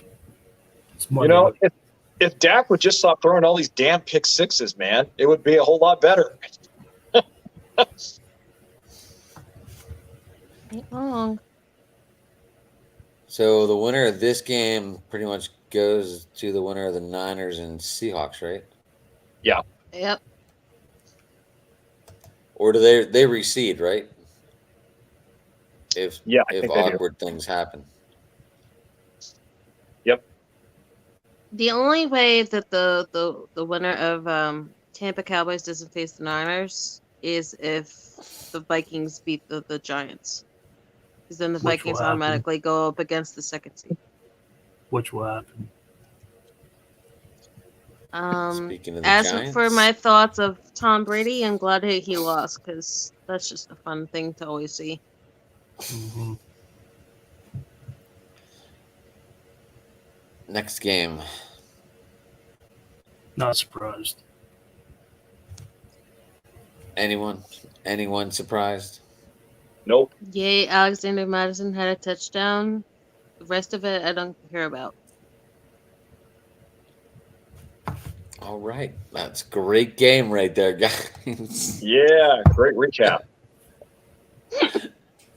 I'm just saying that Kirk Cousins showed up and Chicago did their thing. Chicago, what can anything be used to fix that team? Well, actually, look. I was hoping Mr. Outdated would have been on here, but he had shit going on. I actually have kind of a weird outside the box thought here, and it's related totally to Justin Fields. All right, Justin Fields can clearly make plays with his legs and his feet, not his arm. Why don't the Bears? Because the Bears are going to have over $100 million in cap space to go out and make that team better, regardless of whether they put weapons around Fields or not. Why don't they convert him to a running back and then use that first pick to draft Bryce Young? Just an outside the box thought. Are you serious right now? I am dead ass serious, Melissa. Why would you draft another? You sound like all those whiny, former bitchy NFL players on the ESPN who say, "Oh, you should trade away Justin Fields, get a first and a third for him, and then go get Bryce Young." I guess I bring it up because it's what the Bears would do. No, seriously, I'm more impressed with Justin Fields as a runner than a quarterback. Granted, he doesn't have the weapons to throw to. Yeah, nothing. Justin Fields has nothing to throw to. So why That's don't you what I just said. So why don't you just do a straight up trade? You give Lamar for Justin Fields, one running quarterback for another. Why would you want Lamar Jackson? Just saying, it makes just as much older sense as Justin keeping Fields. the first overall pick and going for another young quarterback and hoping it brings you a spark. They have no team. They have no offensive line. They have no weapons. They have no defense. I mean, it's crazy. So why would Lamar Jackson even want to go there? And well, Justin actually, Fields doesn't want to go anywhere. Justin Fields puts too much time. Melissa, question for you: based on the scenario that you just brought up, are you suggesting that Lamar be the quarterback and Justin be the receiver or the scat back? I mean, how would that work out if that were to happen? I'm suggesting Justin goes and joins Greg Roman and his wonderfulness down in Baltimore. They keep their scheme for a running quarterback, and the Bears go and say, well, we're going to take advantage of the situation and get someone who has an MVP. Like, it makes just as much sense as going to get Bryce Young, who had a huge injury this year in college football. So, well, Tua had a big injury coming out of Alabama also. That didn't stop the Dolphins from drafting him, second, third overall? I think he was 12th overall, and 12th, whatever. Still regardless, one of the dumbest. Stop him from being a high draft pick. I just can't see it. Yeah, I don't see Lamar Jackson signing that paper. I don't care how much money is in front of him. I just can't see him playing in Chicago. I can't see the Bryce Young going to Chicago either. Might be another Eli Manning situation. Okay, Melissa and I both jersey, like He with the jersey like 15 feet in front of his face, being like, "Daddy, why do I have to hold this horrible Chargers jersey?" Eli did it. Philip Rivers did it. That was one of the funniest things ever. I mean, what do the Bears do with this $100,000 to spend? I mean, we saw what Cincinnati did. They signed Eli Apple. They went out and got, what was it? They brought in almost a whole revamped offensive line with the money they had to spend. Eagles have a lot of free agents, so they might be shopping. Yep. And Green Bay has a lot of. I think they have Lazard, just whatever his name is. He just played his last game in Green Bay, so he might go to Chicago. Niners also have 30+ 1-year deals that are all expiring this offseason. Deontay Johnson could go to Chicago and team up with Chase Claypool again. Somebody's high on Deontay Johnson. I feel bad for Justin Fields. We have the same birthday, and his best receivers this year have been all rejects from other teams who've never worked out, whether it be Dante Pettis or Equanimeous St. Brown or Chase Claypool. Bad. It's real bad. I don't know if anybody knows this, but Denard Hopkins is available, so Chicago can grab him. DeAndre. Yeah.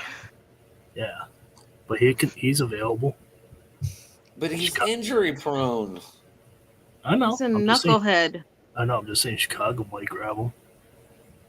So you're telling me DeAndre Hopkins, Johnson, and Chase Claypool, and then Cole Kmet? That would be a nice thing for Justin Fields for sure. I kind of want D-Hop to be there for like the last year of either Aaron Rodgers or to be there for the Browns and for him to go up in flames. No.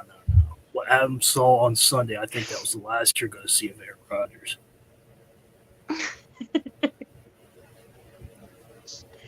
Who? No, Aaron Rodgers. no. Jay, your thoughts on that comment? Yeah, Aaron Rodgers going to the Bears. Is that what did I just hear you correctly? No, I think his comment was, did we just see the loss of Aaron Rodgers versus the Lions? Oh, God, honestly, that's a tough call. Every big time NFL player, especially quarterbacks, they always want to go out on top. So I have to think that somewhere deep down inside, Aaron is going to want to play again, but it won't be in a Packers uniform. Whether he goes to the Raiders, whether he goes to Baltimore, whether he goes to the Las Vegas Gamblers in the Arena League, I don't know. But whether if this is the last time he played against the Lions, to answer your question, yes, I think so. The only big caveat with that is, are the Green Bay Packers convinced that that they're really set in stone in the future with Jordan Love? I don't think they really are necessarily, but hey, as far as Aaron playing the Lions for the last time, potentially could be. I know one place he's not going. San Francisco? No, he's not going to go to the Vikings because he's so sick of being compared to Brett Favre. Yep, this is true. I know there was the Jets. Well, that would be Brett Favre, wouldn't it? That would be Brett Favre, right? There was a wild rumor, I think, a couple of years ago where Rodgers was actually rumored to go to Miami, and if I don't think this is going to happen, but if there was a situation where Tua decided he wanted to retire because of his long-term health due to concussions and whatnot, I could see Aaron Rodgers going down in Miami, maybe for 1 or 2 years, but I don't think that's going to happen, so don't listen to me on that one. We also heard Tom Brady going to San Francisco and then hang it up. Oh, yep. Fuck both of those things. Yeah, and piss runs uphill. You were mentioning that. Oh God. We've heard that all year. He wants to go home. He wants to go to a home team. As for Aaron Rodgers, I think you had your shot 2 years ago, before the Niners ever drafted Trey Lance, when they stupidly wanted to trade for Aaron Rodgers, and Matt LaFleur threw his little hissy fit and said, "I'm not giving my guy up even to one of my former friends." And I felt like that was like the last time that Green Bay and Matt LaFleur can move on from Aaron Rodgers. Because then he went on and he won 2 MVPs and he kept losing in the playoffs. And I think it's death to you part right now. I don't see it. So I think he's done. All right. Jay, we got about what? 25 minutes maybe? We have 25 minutes, my guy. All right. So we're gonna talk about the Lions now. Look, my lights are out because the Steelers season's over, all right? I want to talk about the Lions. The lights are out. Lions. We're going to go through a couple of these games to get them the hell out of the way. Does anyone really, does anyone really care? Like, anyone, like Cincinnati, Baltimore. Did anyone expect Cincinnati to lose this game? Hell no. Kind of. Why? Really, Pence? Against the Ravens? Kind of. Because they just lost to Baltimore, or they just lost to Pittsburgh, and they're pissed off, so they probably got all the momentum over there. So that's where I thought they were. I thought they were going to give all their anger and put it into Cincinnati because they hate losing to Pittsburgh. Have you seen John Harbaugh?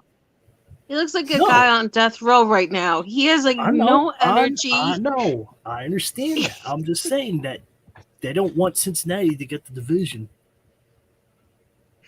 But technically, they were given the division even before this game was played because of that stupid, dumb ruling. I know. I'm just saying. I thought Baltimore was going to come in, and I thought they were going to be playing a lot better than they did. And I thought they were going to put up more of a fight because they gave Pittsburgh a fight.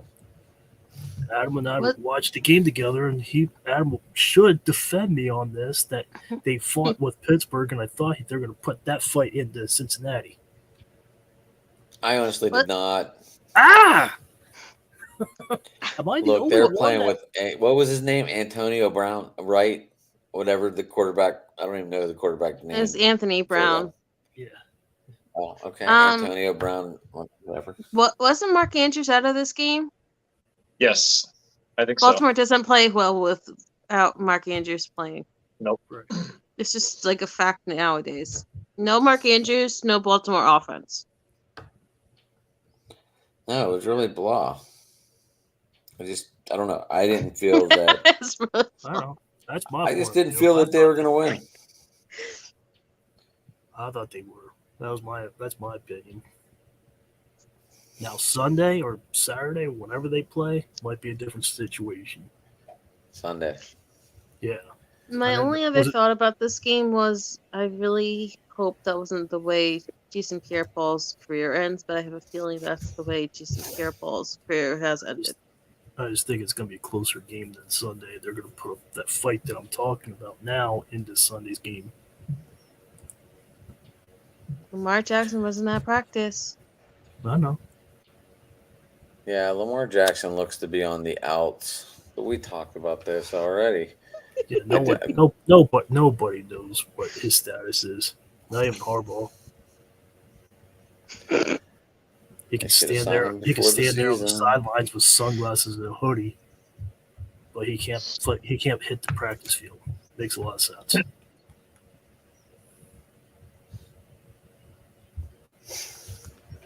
All right, Melissa really wants to talk about the Lions and the Packers. I guess we can do that. I do. I really, really do. I think I'm going to drive her nuts one more game, Jay.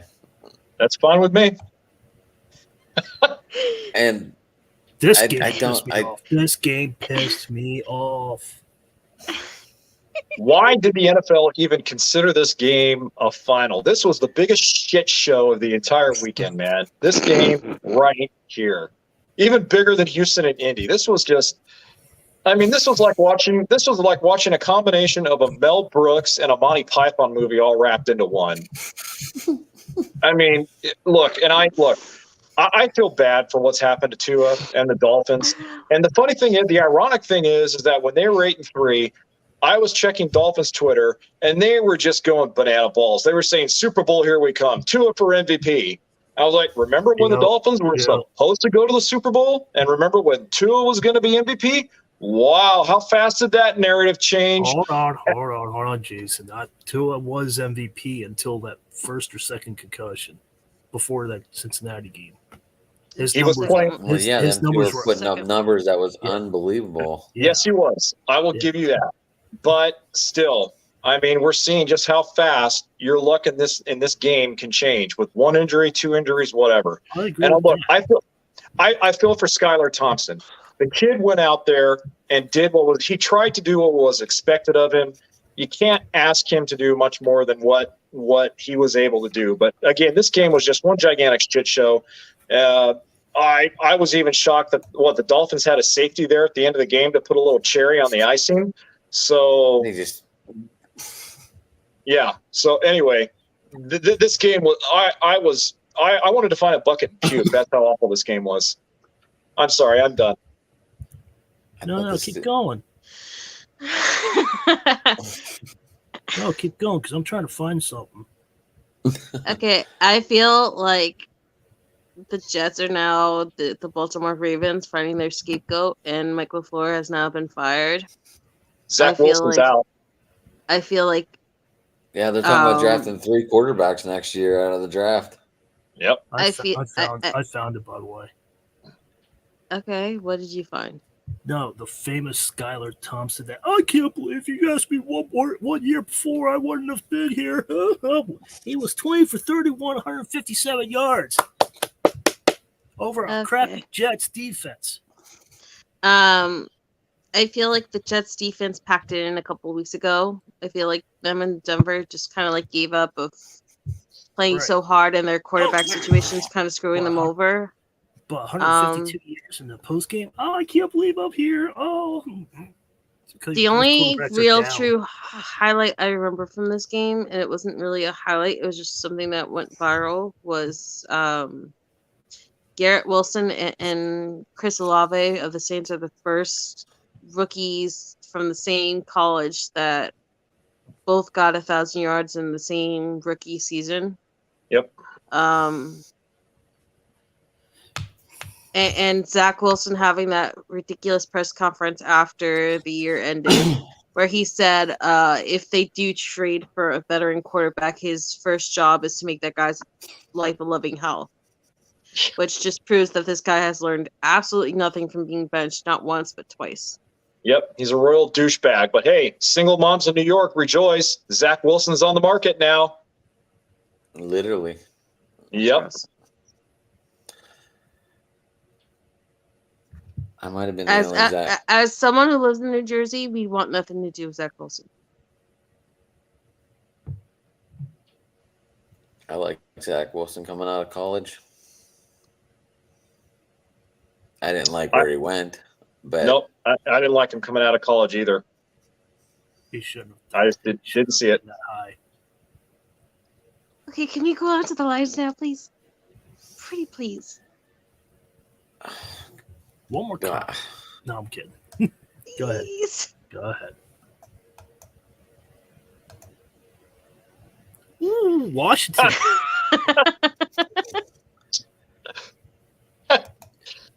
Hold on. Son of a bleep. Are we going to the Commanders game? No, we're going to the Detroit game because Jay's got to go, and I have a feeling rant and I have a feeling this rant and this conversation might go for at least who knows. All right. Who knows?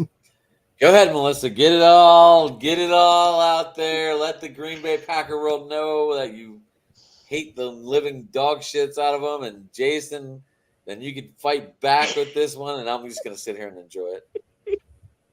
Okay, I will admit I was wrong, because at the beginning of this year, before a single game was played, I had the Detroit Lions winning this division, and I had the Vikings at number 2. Now, it was the opposite, where the Vikings won the division and the Lions were 2, and they missed the playoffs. But I cannot say how happy I am that they went and stuck it to Aaron Rodgers and the freaking Green Bay Packers at Lambeau. I love that Amon-Ra St. Brown kicked ass. I love that Aiden Hutchinson had another huge Aaron Rodgers sack fest. I love that what's his face? The guy in the secondary. Joseph had 3 picks off of Aaron Rodgers, which is the first time that's ever happened. He could have had a 4th, but it was called back due to a penalty bullshit holding thing. I love that Jamal Williams, of all people, had 2 touchdowns, and he got to do his hip thrust TV celebration that he got penalized for against MetLife. I loved everything about this game. I loved how Malcolm Rodriguez to like, you know, when they had those player introductions, they get to tell you where they went to school. He said he was from Barry Sanders University in his introduction into the game, and I love that on Twitter because I follow Barry Sanders. That he said, "Oh, I can't take credit, but I love your game." I loved Jared Goff of all quarterbacks out-dueling Aaron Rodgers in what might be his final game. I can't stop smiling. I have so much love for how this game happened, when this game happened, and everyone and their mother said it was unfair because Dan Campbell and the Lions wouldn't show up. Like, they'd be heartbroken over Seattle being in the playoffs, and they just let Aaron Rodgers walk all over them. And they proved everybody wrong that they could play outdoors, they could play in Lambeau at night and kick ass.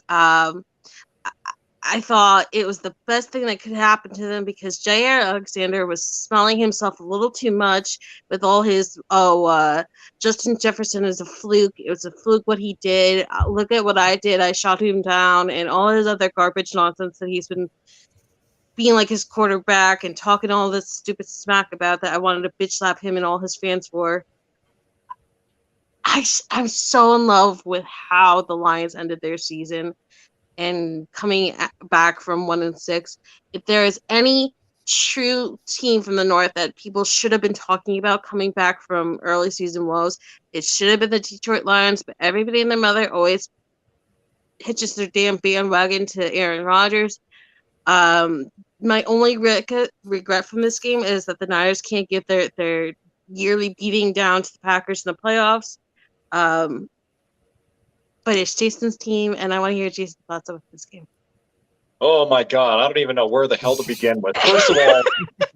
First of all, I'm going to say this. First of all, I'm going to give. Look, all right. Part of being a loyal fan is admitting when your team just got flat out ass kicked. All right, so I'm going to do that right now. The Detroit Lions knew before this game started that they were out of playoff contention. And what did Dan Campbell do? He went over there and took one gigantic shit in Matt LaFleur's cornflakes. The Lions went out and played like the team that, even though they got knocked out of the playoffs before the game started, still wanted to make the playoffs. Aiden Hutchinson must have had some Nick Bosa protein shakes because he was a man-child. The Green Bay Packers have probably the best 1-2 duo at running back that are seldom used because Matt LaFleur doesn't know how to use them in A.J. Dillon and Aaron Jones. Now, yes, I know Aaron Jones fumbles the ball a lot. That's something he's going to work on, but he's a playmaker. A.J. Dillon is a playmaker. He is a north-south runner that barrels in between the tackles. And speaking of the tackles, by the way, that guy Bugs for the Lions bugged the shit out of me last weekend because he was all over Aaron Rodgers like white on rice, and he was clogging those freaking holes. I don't know who the Packers thought they were showing up at that game. They clearly thought, hey, we have the home field advantage at Lambeau Field. We're going to win. We got the cheeseheads here, including Jason. No, it did not happen. The only good thing I liked out of that game, everyone, Christian Watson had that hell of a catch in the third quarter near the sideline. I was just like, what the F was that? He's going to be a star. Now, I heard that Aaron Rodgers possibly re-injured that thumb of his back in the second quarter before halftime. If that's the case, it definitely affected him throwing the ball, but that doesn't excuse the fact that Matt LaFleur had a piss-poor game call against the Lions throughout the whole game, didn't make any adjustments, and when he was even interviewed coming out of halftime, they asked him, what do you have to do to win this game? And he said, well, we're just going to have to hope guys show up or something like that. Hope guys show up. Matt, why don't you go in there and go a little Vince Lombardi on these guys on occasion? Break out the soapbox, threaten to kick somebody's ass if they don't show up. He clearly didn't do that. He probably sat back on his recliner and barbecued the brats and had the beer and thought that, hey, we've got this in hand. We're the Packers. These are the Lions. We can't possibly lose to these guys at home in Lambeau. All the credit in the world to the Detroit Lions. Dan Campbell, you the man. Matt LaFleur, you aren't the man. And I got to say this again, whatever Dan Campbell is selling in Detroit, I like. I hope they keep him. I hope the Ford family keeps him. Very rarely will you hear me credit the Lions, but they deserve it because they came out and they deserve to play the game. And Barry Sanders, tip your hat to Jamal Williams, former Green Bay Packer Brian Gutekunst. Thank you very much. They actually had to let him go because of a cap space issue, I believe. But Barry Sanders, tip your hat to Jamal Williams. He became he broke Sanders' all-time leading career single season touchdown mark, I believe. He had 17 this season to Sanders' 16.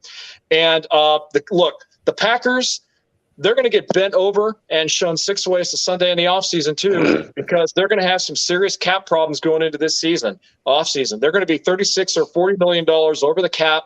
They're going to have a lot more cuts to make. Jair Alexander is the biggest trash talker who can't back up the trash talk, by the way. Let him go. But no, I'm kidding. Keep him. I actually like Jair. But no, seriously, the Packers just really kind of went out there and went through the motions and act like they just didn't care. You're shaking your head. What do you got to say? I'm on pardon interruption. I'm not trying to sound like those guys. I'm just fucking pissed. I'm just saying. I feel like I'm on pardon interruption because of we're on the format and one person's going off and then I do got one nice thing to say about the Packers. Christian Watson, he's going to be a star. That wasn't it. You already covered that, so I was moving on to my one thing that was good about the Packers. All right, what's that? Keyshawn Nixon. Yes. Keyshawn Nixon is probably the best thing that came out of nowhere for the Green Bay Packers this year. I believe he led the NFL. And he had another huge return in this game. Mm-hmm.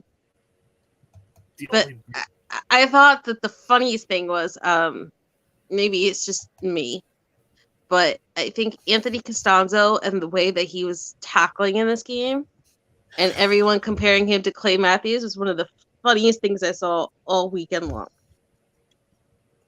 Because they got the same long blonde hair flowing out of the back of their helmets. They both have that rough and tough hitting thing. It's just something magical about the former spark that the Green Bay Packers used to have, and it now being with Dan Campbell and the Lions. It's just so wonderful to see. Yeah, and piss runs uphill. That's all I got to say about that. Now, my question is to you, do you think that Darnell Savage and the rest of these guys get to stay because nobody else, A, will want them, and B, they'll most likely take team-friendly deals? Whereas your bigger guys will probably move on elsewhere because you have, $60+ million going to Aaron Rodgers this year? Yeah, Melissa, I think it's more likely they're going to take team-friendly deals. There's a chance maybe 1 or 2, even 3 of them go elsewhere, but team-friendly deals are more likely. And look, we actually saw how good the Packers could have been this year when they had all of their starters healthy. And by the way, they also gave a long-term deal to Elgton Jenkins, their offensive lineman. So that pretty much means David Pack.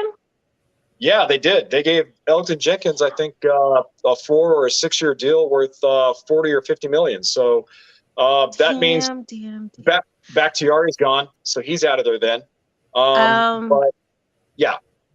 Then my only other question for you is, you brought up the in-use of your 2 running backs. Yes. Now, do you think that this is all because of the beginning of the year before Dobbs and Christian Watson and all the other really young rookies that had no shot of ever working out because Aaron Rodgers is a fruitcake who just thought that these magic kids would automatically be able to read his mind and be perfectly ready for him, even though he didn't want to practice with them at all through OTAs and preseason and all that, the workouts prior to the year starting, or being used in that stupid 2 running back set that my brother hated so much, where you guys were just constantly using either Aaron Jones or A.J. Dillon and throwing to them. Do you think that overuse was the reason why at the end of the year you guys just kind of stopped using them altogether? No, I think Matt LaFleur just decided to phase them out because partly because of Christian Watson's emergence, but also because Romeo Doubs finally got healthy. He had a couple of big games here and there. Robert Tonyan, the tight end, came back. So you think this was a Matt LaFleur thing? Because I think it's an Aaron Rodgers thing. Well, look, the only one who can accurately answer that question is Matt LaFleur. Do I think as a fan it was a Matt LaFleur thing? Yes, because Matt LaFleur, first and foremost, is an offensive-minded passing guy. He's a guy that tailors his offense around the receivers. He is a guy that doesn't tailor his offense around his running backs, regardless of how good they are. Now, granted, that's what 95% of the league is anyway. But the point I'm trying to make is that during this game, the analysts were saying what a great luxury, the Packers have with A.J. Dillon and Aaron Jones. When you have these two guys, you need to utilize them or something along those lines. That's great. All Matt LaFleur has to do is utilize them. I think Aaron Jones in that game last weekend only had maybe 15 or 16 carries, which sounds like a lot for a guy like him, but it's not. A.J. Dillon had half a dozen carries, I think, maybe 8 carries the whole game. So, I think LaFleur just decided to eventually phase them out. But also, Melissa, Aaron Jones, like I mentioned earlier, has problems still holding on to the football. And so I think Matt LaFleur is very hesitant to give him the ball during clutch situations like on 3rd and shorts and when they decide to go for it on 4th down and they're unsuccessful. And then A.J. Dillon does have an injury history. So I think LaFleur also might have phased them out because of an inability to make plays by holding on to the ball and injury history. Just a guess, my guess only, not saying that's what happened. I just think I respect that. It's just, I had one other follow-up question. Yes. Your offensive line this year was turnstile is the best word I could say for it. But the other thing that made me scratch my head, especially in this game in particular, because you guys were fighting for playoffs. Yeah. What the hell is going on with Quay Walker? This is his second ejection this year. Yeah. The guy wasn't even a player. It was a medical personnel who was coming onto the field to check on a Lion player. He shoves him in the back, and then his other teammate, I forget who it was, then shoulder blocked the guy and tried to knock him over a second time. What are your thoughts on Quay Walker, and do you think he gets suspended for what he did? This is his second ejection this year. Didn't the trainer kind of walk into him first? Well, the trainer walked in first and shoved Quay Walker aside, only to get to his player, send to his injured player. And Quay took it the wrong way and decided to talk some trash. And then he decided to shove the Lions trainer, and that's when all of that happened. Yeah, he will get suspended. Obviously, that suspension will carry over into next season since the Packers suck and they're not playing anymore. But that suspension will carry over into next season. My thoughts about Quay Walker, honest opinion here, he's not the reason they lost the game, meaning that wasn't a momentum turner. Quay actually made some really good plays in that game, and he, towards the end of the season, really showed what a good young defensive player he's going to be. But the kid is a hothead. He kind of reminds me of the defensive Kellen Winslow. Adam, you remember Kellen Winslow, the tight end for the Browns and Miami and the Jets? Kellen Winslow was a hothead as well. Couldn't keep his temper, and Quay Walker's got to learn. You've got to be smarter than that, man, especially in a big game like this. Why didn't the timeout happen when Douglas hit the ball? There was an issue. I think there was an issue with clock management. I think the Packers thought they showed the coach calling timeout before the ball was hit. Okay. Well, in that case, then I don't know why. I thought it was an issue with clock management. I thought they felt they still have what? They probably didn't see it. Oh, okay. Yeah. That's what I'm wondering. Yeah. Anyway, getting back to Quay, Melissa, I think eventually he's going to be a stud as a linebacker. But he's a rookie. He's a hothead. Hopefully, unlike Zach Wilson, he'll learn from his mistakes. He'll grow, and he'll become a mainstay on that Green Bay defense for a number of years. I mean, I have no love for your defense for multiple reasons. One, it's the freaking Packers. Two, my brother tried to tell me that Quay Walker and what's his face were going to be better than Fred Warner and Drake Greenlaw, and still pretends to this day that they are, which they're not. I also didn't like that you guys kind of try. Got to be wild. Your family dinners have gotten to be wild. I mean, you have a Niners fan, a Green Bay fan. Your parents are New York fans, correct? My father is a diehard Giants fan. My mother is a toss-up. I mean, she started off as a Jet fan to stick it to him. Then she became a Giants fan because of Victor Cruz. Then out of nowhere, she started rooting for Patrick Mahomes, which pissed me the fuck off. And then this year, she started rooting for Malcolm Rodriguez because he did the salsa dance on Hard Knocks. But still swears she's just a Giant fan. I have no idea what the hell she is at this point. I'm just impressed, like, she watches football and keeps up with it. But does anyone else have this issue in their house? But the thing is, I hated you guys when you tried to take over the Smith brothers moniker. I think it was the most disrespectful thing I've ever seen out of the Packers organization. Justin Smith and Aldon Smith in their heyday, especially Justin Smith, was one of the best players in the world to watch. And you guys just try to do it with your little Preston Smith and your little Darius Smith and their little joint Smith brother compressors, and I have so much hate for your Packers defense. Thank you. But at the same time, I'm so intrigued how this is gonna blow up because I mean, you guys got the Kenny Clarks who've been there all along. Yeah, who've been so great and so solid all of their career except for this year. Plus, and Jair Alexander. You have Mercedes. You have Mercedes Lewis on the offense, who's been there for 18 plus years, and I gotta say, some of the blocks that guy's had in the Lions game, in the couple games leading up to this little win streak of yours, are savage as hell. Mm-hmm. It's astounding that someone who's been in the league for almost 20 years is doing this stuff. Yep. ESPN loves the Green Bay Packers. Yes, they do. Yes, they do. They have 10 more weeks to get it done. I'm like, all right.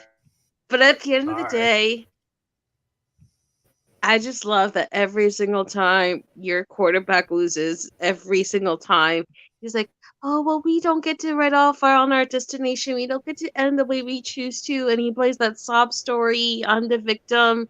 They never get me receivers. And then ESPN spends 5 months whining about how you guys have never gotten a single ounce of talent for Aaron Rodgers on offense or defense. So I wanted congratulations, Aaron Rodgers. You asked for the Lions to beat your sorry ass, and that's exactly what they did.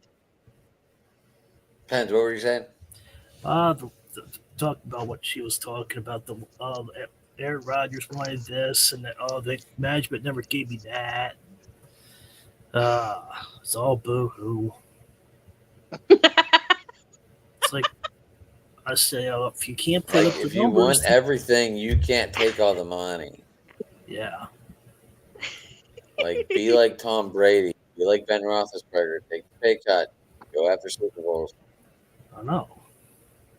I mean, how you aren't comfortable on the millions you already made. And I'm so sad that we lost Davante Adams. This team hasn't been the same.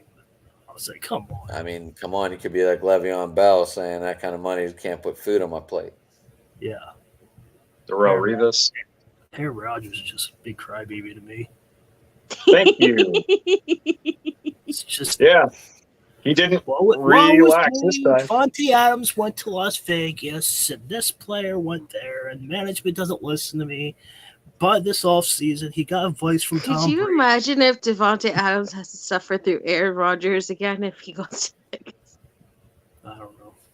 He's like, bad enough they just kicked out my best friend from Vegas, and now I have to deal with this asshole again. I think now's a good time for me to leave. Man, they're just taking cheap shots now.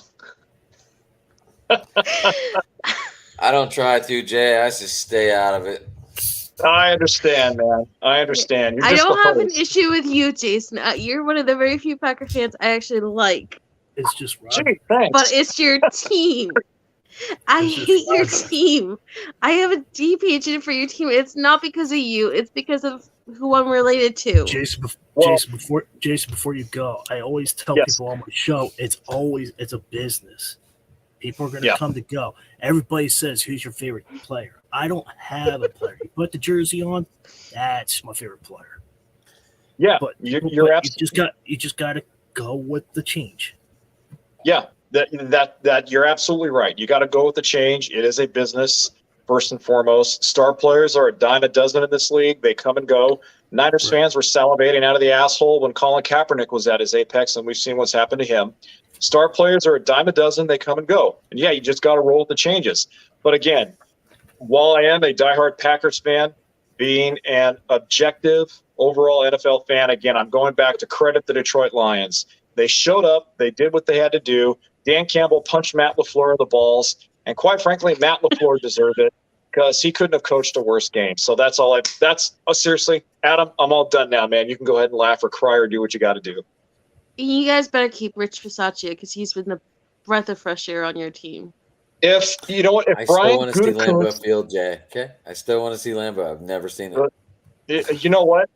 As a Packers fan in California, I haven't seen Lambeau Field, so that makes two of us. Maybe we'll have to meet there, Jay. Maybe we'll have to meet there and go to a game.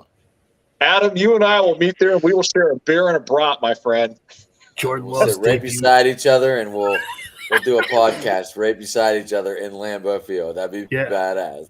Yeah, we'll do it on site. I say let's make it happen. Let's have Melissa come and join us. And Jordan loves you.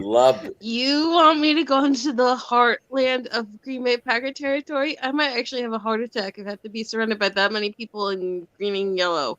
Well, I want you to go there with the Nick Bosa jersey on. I don't own a jersey. I don't own any jerseys. To Pittsburgh next year. Maybe we're getting the Niners next year. And if I were to get any Niners jersey for my defense, it wouldn't be Nick Bosa. It'd be Dre Greenlaw. Fair enough. No Fred Warner, huh? Jay, you guys get anyone? What division do you guys get next year? Adam, I haven't checked the schedule yet, so I'm not sure. Oh, just the teams announced, like where they're going, have been announced, not the schedule yet. Oh, I know the Niners are coming to Pittsburgh next year, and that was all I remember. Yeah, honestly, I don't know. I haven't checked that information out either. We talked about that Sunday? Yesterday? Yeah. Was that Sunday? I don't remember. Yeah, Sunday. I just know we saw that the Niners were coming. Yeah, it was Sunday night, Adam. So what other team in that division is coming here? Seattle? No, Seattle's been here. We're all facing the North. Right. I think the Niners get the AFC North and the NFC East. So we're gonna Cowboys and Giants again. Nice. I think my team gets both. I don't think it's you. It's not. Because you just had the AFC East this year. Niners and Cowboys. Yeah, but you usually get one team from the opposite conference just thrown in there. So, like, for my team this year, we got the Miami Dolphins just thrown in there because that was the one extra game. That Week 17 matchup. So you get the 4 from each conference, right? Then you get the that was Dodger Jason. The two from your own conference that had the same standing within their divisions, and then you get that other team thrown in there who. Jason, I was trying to get you to say. How people get a hold of you. I couldn't even fucking blurt it out. Yeah, don't worry about it. So, yeah, you guys can get a hold of me. My Twitter handle right there, @DodgerJason. Please interact with me. I'm really a nice guy when I'm not teeing off on my Packers or any other game that makes me sick. So, anyway. Jason, when you log into StreamYard, does it just come up that way? You don't have to type it anymore? That is correct. I typed it in just once, and it stays there by default. That's good. That means you're a regular, buddy. Nice. So, Jay, we'll be having baseball talk for us coming up that are out of the playoffs, so we should be good to go. Oh, man. Get your popcorn ready. I'm looking forward to that. Hold on, Jason. Hold on before you go. Yes. Ravens, Bengals, Browns, Jaguars, Titans, Cardinals, 49ers, Patriots, and Packers. So Steelers are playing you two. Yay! At home. Yay! At home. So you guys, there you go, Jay. Come to Pittsburgh next year. Yay! Adam, you bring the beer, I'll cook the brats. Bengals, Browns, Texans, Colts, Rams, Seahawks, and Raiders away. Nice. All right. So so we're playing Packers next year also. And Jason, I'm sorry if my Lions love upset you, but I'm also not sorry. Your Lions, the biggest Niners fan I know. I said my Lions love. I didn't say they're my Lions. I said my Lions love. There's a difference. That's all right. You should have heard me scream at my TV last weekend. That would have been truly a sight. At any rate, Adam. We needed that on StreamYard, Jason. We needed that live. So, Adam and Jason, it's possible you guys could go to Pittsburgh for the Packers and Steelers game. It's possible. Anything's possible. No. Jason lives in Fresno. They have they've early flight ticket. If they're not delayed or canceled. Yeah. But I'm just saying, at any rate, I'm totally down, Jay. I'm totally down. We'll tailgate. We'll tailgate. We'll have a blast. We'll keep in touch. It's nice to have you back. Yeah, it was fun to be back, guys. Adam, it's always a pleasure and a joy to talk football and sports with you on your show. I love it immensely. Thanks so much. Jason, we got we got big baseball plans coming up. That's all I know. Yeah, I'm looking forward to it as always. Everybody take care. Chase, Pens is a Yankees fan, so we'll talk about that. Oh, go. Bye, Jason. Right, yeah. Bye, Jason. Bye. Oh, Jason, I love that dude. He's a Dodgers fan, so he does stay in LA for one thing. Sorry. All right. We'll do a rapid fire until we get to that game where Arizona showed up for a little bit and then they didn't. But we're going to start with this game that really meant nothing. And I got nothing out of this game. I know shit about this game. Does anyone give a fuck? I'm sure, Melissa, you have questions for every game that I don't have any answers for in this game. So I won't be able to answer it. First, I do care about the NFL in general. I know. That's why you're on this show. Thank you. That's the only reason why you're on this show. I didn't listen. I did not have time at work on Sunday to even listen to XM radio, so I couldn't tell you shit about any stats. I was listening to the Steeler game mainly on the radio. I wasn't even listening to XM. That's how much that game meant to me, and that's what I did. Okay. Second of all, I hope Steve Wilkes at least gets a fair shot at being the head coach of the Carolina Panthers, because what he has suffered through and pulled them through, it's like a lot like Rich Bisaccia last year, where I think they got the most out of the team, which kind of like gave up on the season. I mean, they traded away Christian McCaffrey. They traded away Robbie Anderson. They decided to keep the defense. They gave away Baker Mayfield.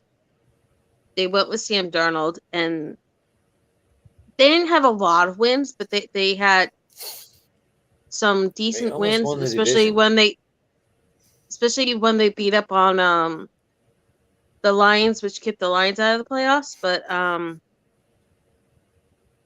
mean, I'm not surprised that they beat the Saints, but at the same time, I hope they get rid of that turf, because, like I said before, I think it's appalling what happened to J.C. Horn. He's been in the league 2 years, and 2 years he's had serious knee injuries. Other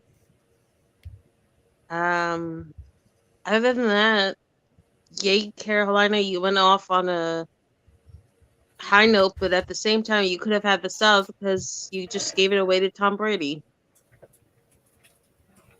And any thoughts? I'm just surprised that the Saints did what they did. Like they crushed Philly, and then they come to Carolina that is way downgraded. It's the South though this year, Pen. That's what they do. They have like One game where they come out really strong, and then they just like no show for the next 3 weeks. I know. That's what I'm saying. Like, I'm surprised that they did what they did. I'm like, okay. I don't know. I didn't really care. I wouldn't. I didn't care either. But the way the Saints came into Philly and did what they did to Philly, it's like, okay, you can only score 7 points. But it's also Andy Dalton. Like, how many real games does Andy Dalton have under his belt that he can actually pull off the win? He's 3-15 lifetime against the Steelers. Mm-hmm. Andy Dalton is horrible against the Steelers. I know that. I can't even name his 3 wins. That's with Cincinnati too. Right, right, but still. Oh, the Steelers beat him on the Saints this year. Yeah. Denver. All right. This game, no. I am not a. Yeah, that's how you really feel, Pens. Yeah, I don't really. I mean, it's Russ Wilson. A lot of teams are up and down this year. It's Russ Wilson. Denver's looking at a new coach. They got Raheem Morris coming in Friday, from what I saw. Sean Payton was on the ballot still, even though Sean Payton looked to be going to Arizona for some ungodknown reason. This game's where he got fired. I feel bad for Justin Herbert, though. No one ever talks big on him. He's so up and down. I don't know. Just saying. All he gets is like 10 wins a year, and everyone calls him up and down. Okay, correct me if I'm wrong, but there is no way mathematically possible that the Chargers would move from the 5th seat, right? No matter what happened in this game? I believe they were locked in the 5th seed regardless. Because they were ahead of the Ravens, and okay, yeah, they were 10-5, right? 10-6. Yeah. So my only real thoughts about this are: A, how fast can you fire Brandon Staley? B, are you moronic enough to keep going with these stupid analytic decisions that cost your team? And C, how the hell did you have Joey Bosa and Mike Williams playing so late into this game that both got injured again? Knowing that these are guys who've struggled with injuries all year long. I would have said everyone known I don't move. Just like the next game we'll talk about where the backup crew almost beat the first crew. My only other thought is, why does Russell Wilson look alive only after he got his coach fired? Because he didn't like him. It's the only thing maybe the team finally said you're taking your office away. You play for who you like. You're not going to have your 9 parking spots reserved for Russell Wilson outside the stadium. So you play for who you like.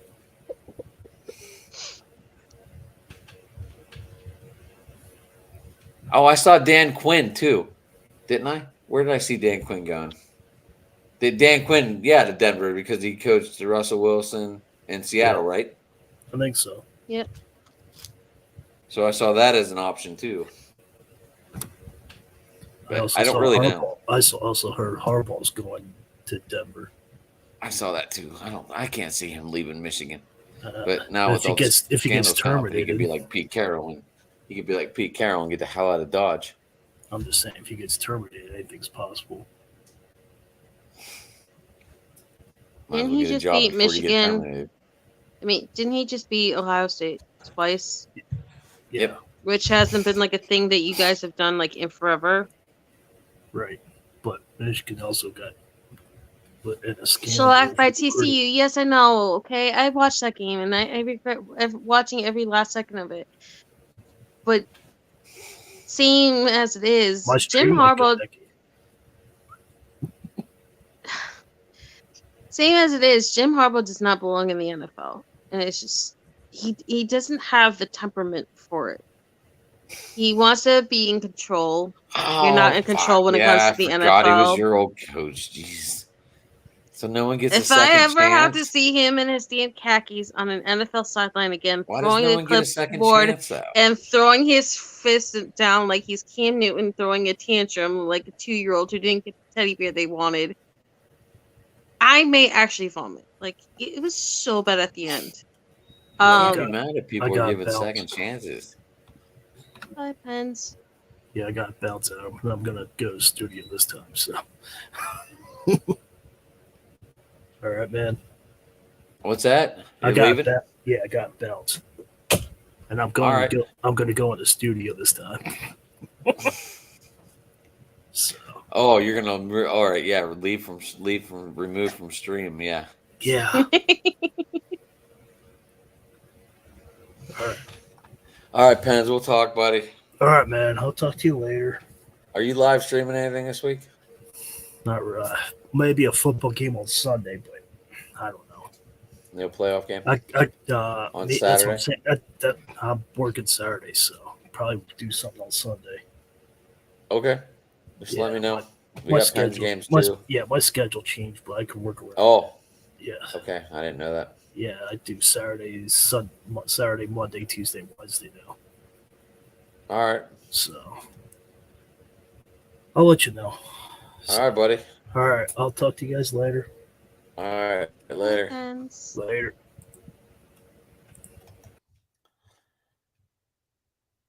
And it's us. We're down to 2. And I didn't watch any football, Melissa, so I'm gonna be clueless in NFL zone right now. Look, okay, we got new owners at work, so I have not been able to pay attention like I used to. So that is all I got. This game was a lot closer than I thought. Philly really almost gave this thing away. This game was not as close as it looks in the box score. It was a shellacking until a pointless touchdown at the end, which made it a lot closer than it actually was. I had to suffer through this game. Didn't the Giants almost recover that onside kick too? No. It was an awful onside kick. Okay. I just heard it was like closer than it was. I didn't, like I said, there was no TV on. I didn't know clue. No, I understand where you're coming from. So this game, I am not one of those Niner fans who wanted the bye week, like the first seed, because I feel like they're playing so well. Right, I pulled them down. That I think an extra bye week would have actually been detrimental to the Niners. I really do. I think it would have been so I don't mind having the second seed. What? I think it would have been detrimental to all our fans. They all would have been going nuts, not knowing what to talk about for a week. Oh, trust me, Niner fans never run out of things to say. Yeah, but you know what I mean. Like, there's no game footage. It's like. I mean, it's like that waiting game. It's like that in between. The best thing I think could have happened was it gave it another week for the weather in California to calm down, so they probably wouldn't be playing in rain.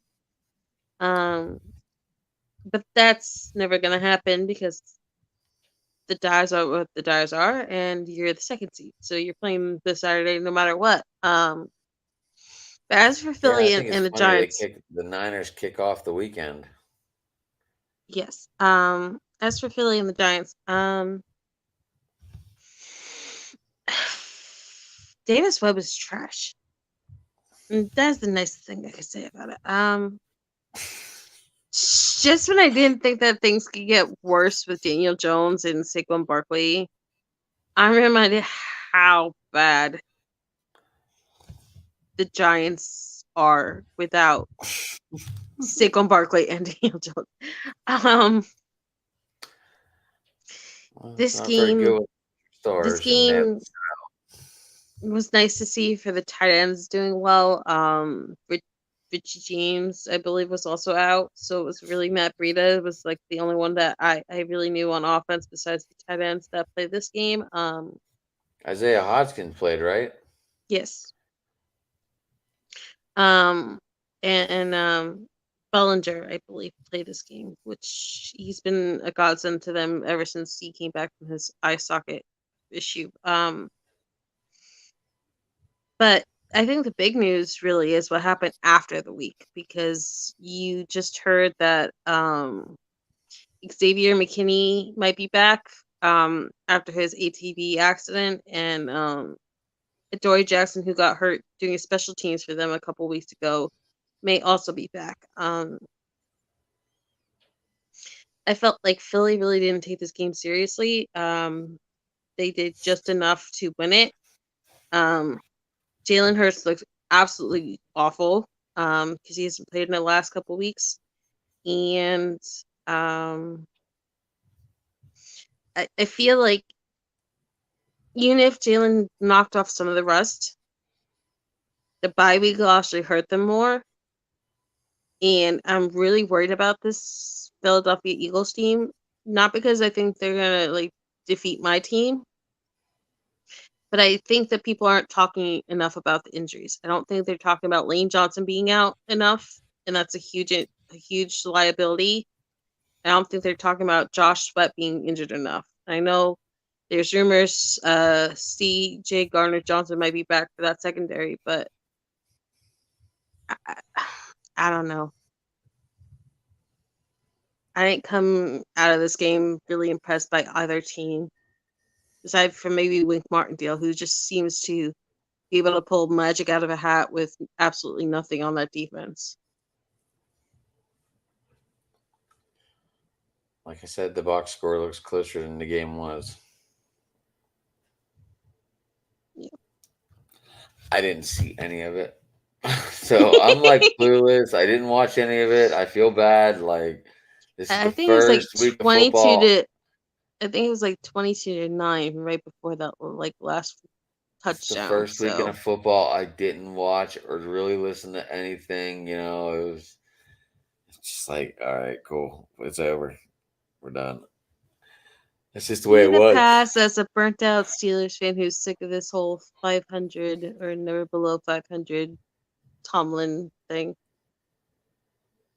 And that really don't faze me at all. I'd rather have championships than winning seasons. Like, if you're going to lose a season, you might as well be near the cellar to get a good pick.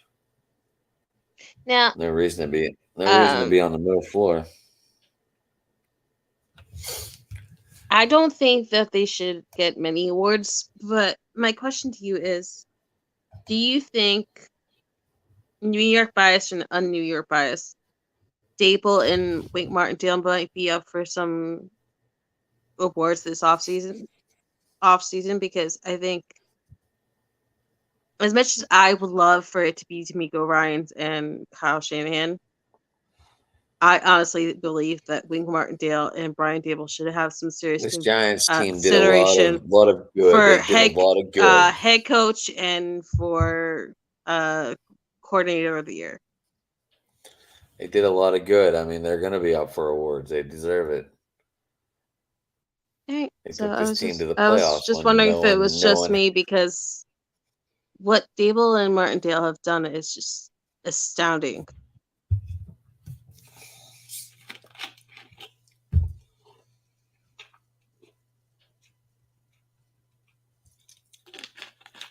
We'll see. I don't really know.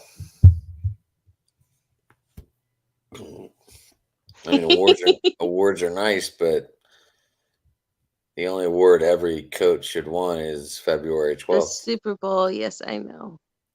But every other trophy. I mean, they first have to get through Kirk Cousins, and I don't know what version of Kirk Cousins and that offense you're gonna get.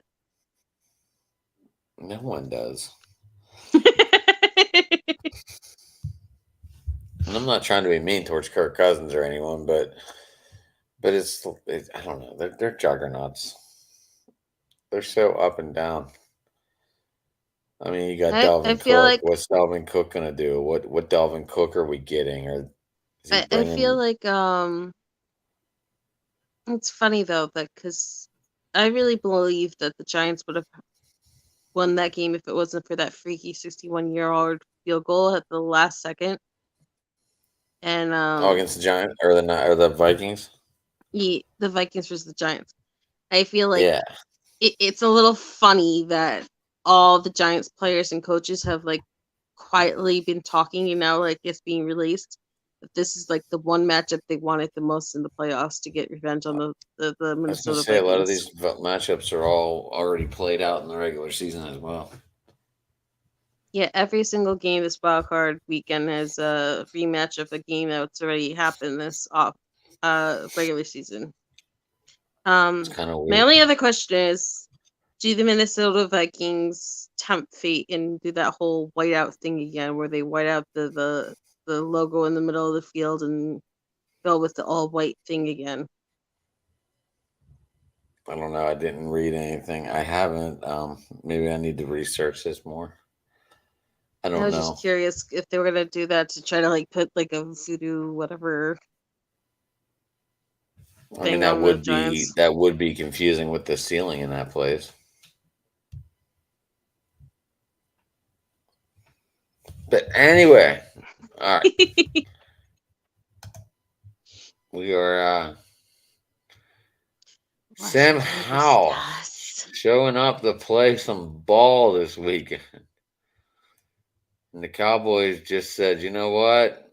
We're staying in third and we're happy. We're staying in fifth and we're happy with it.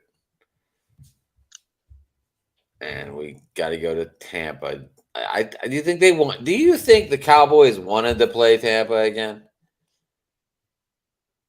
I think the Cowboys are just a shit show waiting to happen at this point. We already knew that, though. No, but seriously, I mean, the way this defense was called one of the greatest defenses, that they were going to be up there with like the 85 Bears, that Micah Parsons was better than Lawrence Taylor, that Listen, no one's going to be better than Lawrence fucking Taylor. Okay, I understand that. From any sane person that comes true, but like ESPN is like obsessed with anointing him as the next Lawrence Taylor and better than Lawrence Taylor. I think it's a joke, but I have no idea. I don't think he's good at as an edge rusher. I don't think he's good at as a linebacker, and I definitely don't think he's excellent at either position. And yet they keep trying to push this narrative that he's excellent at both. Look, when you're comparing everyone to all the Niner people, Lawrence Taylor's not a Niner. I'm just saying, like, you're not like Micah Parsons is never going to win any argument, but you go, he would fit in okay on my team. Okay, see, I think Micah Parsons would fit in very well with the Niners defense. No. You're telling me you wouldn't take Micah Parsons? Because he's a hothead who wants the big play. He doesn't want to do the grunt work, and the Niners team needs to do grunt work. So no, I would not want Micah Parsons. But the thing is, saying that I can't see value or see talent outside of my team is a little weird, because I actually do see a lot of talent outside of my team. I still to this day think one of the most underrated players in the entire league who never gets talked about is Jeremy Chin. He had one of the most badass plays I've ever seen for a rookie in my entire life. And I was heartbroken when he lost defensive rookie of the year to Chase Young. But back to this game in particular, I think Jonathan Allen got hurt in this game, or was hurt already. I forget when that happened. You're talking to the wrong person. No, Jonathan Allen from the Commanders. Right. I don't know. I'm horrible. I watched. I'm trying to think in my head. I got to watch the Sunday night game from the third quarter on, and that was because like all the guys doing the football talk for the Steelers that night were like kind of like glancing over, and we all had it on our TV. That's the only reason I know anything about that game. Okay, my point is I'm trying to talk about this game. So I don't know shit about. I don't know shit about half these games. Okay, What I do wonder, though, is if Dak Prescott is just going to no-show against the Tampa Bay Buccaneers. Because that secondary is not that healthy. But Dak Prescott has been on this unprecedented turnover machine, and that is the most fascinating part of it. I think he's had 1 turnover in each of the last 7 games. At least 1 turnover. He's had like 13 turnovers in like 7 games. It's ridiculous. Right. He's had at least 1 turnover in the last 7 games. And he missed like 1 per game. 5 weeks, and he has more turnovers than Davis Mills and anybody else in the entire league. And then you still have Tony Pollard and Ezekiel Elliott, which Pollard, I think I don't know if he's coming back this week or not. Tony Pollard, I believe, played in this game, and he was really good in this game. But that offense is so bad right now. I don't know. I mean, well, if they get it together, I hope that Sam Howell could be the future of the Commanders. But at the same time, I think it's like Jarrett Stidham, where they just maybe have that one magical week where they just surprise people, and the other team just didn't take the quarterback seriously enough. So that could have been. I really don't know. I love that Riverboat Ron is like the only Spanish coach in the entire league as a head coach, but I also don't trust that he's going to be there long term, because Dan Snyder and the losing ways and the way that people use scapegoats now, I don't see it working out for him. So we'll see what happens. Oh, that's what I did see something besides about Cowboy fans. Like, who doesn't enjoy the Cowboys just getting embarrassed?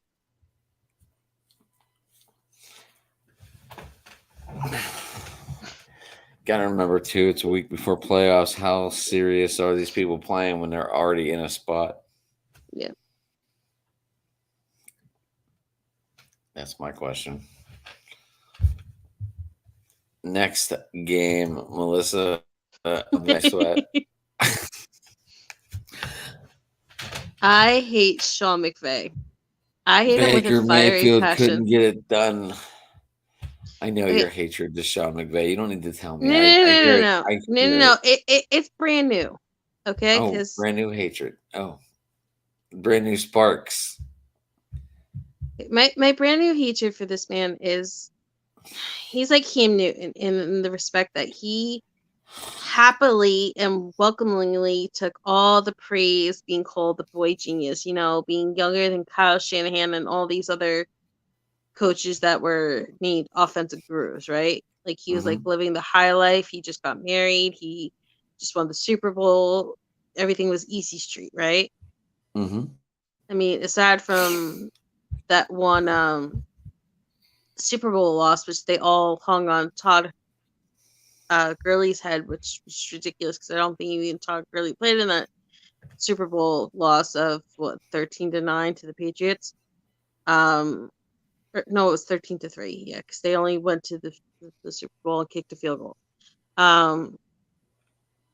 McVay has had it very, very easy, So for him to go and now say that his career is up in the air, to say that he's reconsidering his choices, to now balk at the idea of having to rebuild the Rams, to have to face the consequences of all the Rams mega contracts and all their trading away all their picks, not having anything because they went all in on the Super Bowl, to abandon the franchise and the players and the fans, even though I think the family is a ridiculous bunch of human beings.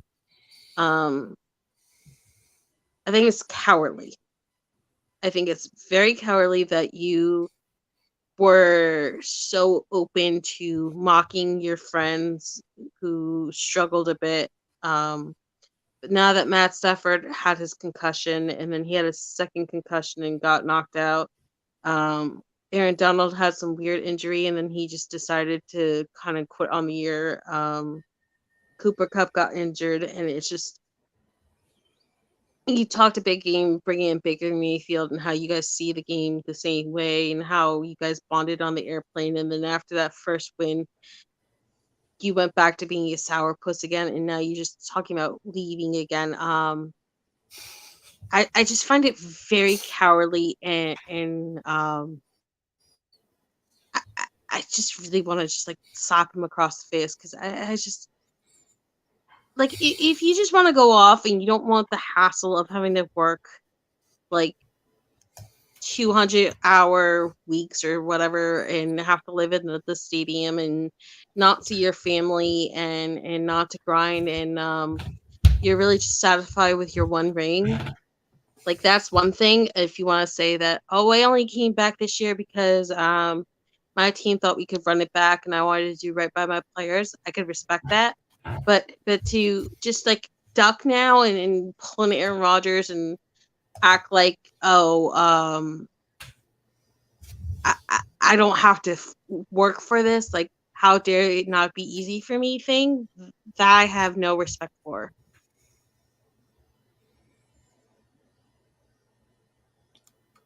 I agree. So yes, that's my new hatred towards Sean McVay. He'll be all right. Especially if he gets out of LA. But we'll see. And then there's supposedly some kind of new rumor where Raheem Morris is gonna take over that job. So it is what it is, but I'm sure somehow, some way, the Rams will talk their way out of having to be in cap hell again, because somehow, some way, they always seem to. And last but not last, Melissa, your game.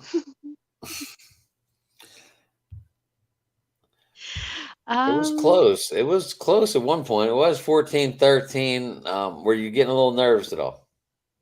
No. I wasn't either. I was not. I thought they were maybe leaving and when when I say no, I don't mean it in like a nasty, cocky way. I just, ever since Brock Purdy took over, I don't cringe anymore. I don't scream half as much as I used to. I don't have meltdowns the way I used to. I just genuinely believe that as ugly as things get, as tough as things get,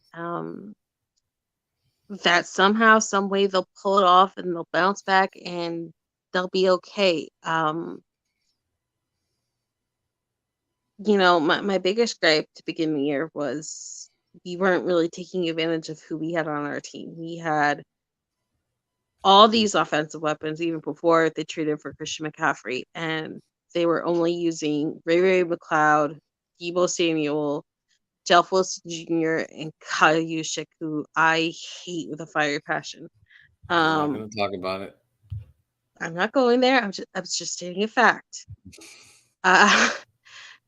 But to now be in a time period where you're using Brandon Ayuk and he's getting his first 1,000-yard year, to be using George Kittle and he's getting 7 touchdowns in the last 4 games. Well, he's averaging 2 a game in the last. He's averaging about 2 a game. So,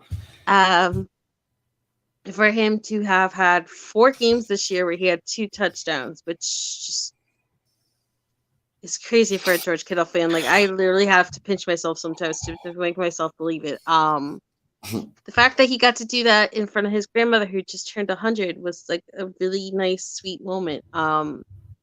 To have Elijah Mitchell back and to finally get all the people to shut up about how he's a bust, and him to have 2 huge touchdowns in this game. There's just something. I'm not giving up on Trey Lance. Like, I need to keep saying this. That there's such. I think training camp's going to be fun. I think training camp is going to be fun.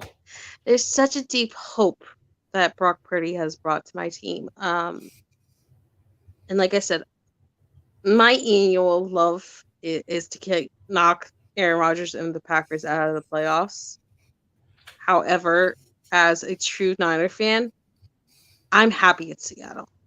I think most of us have been waiting for this since the 2013 championship game, where we all had to see. Did you guys talk about that today?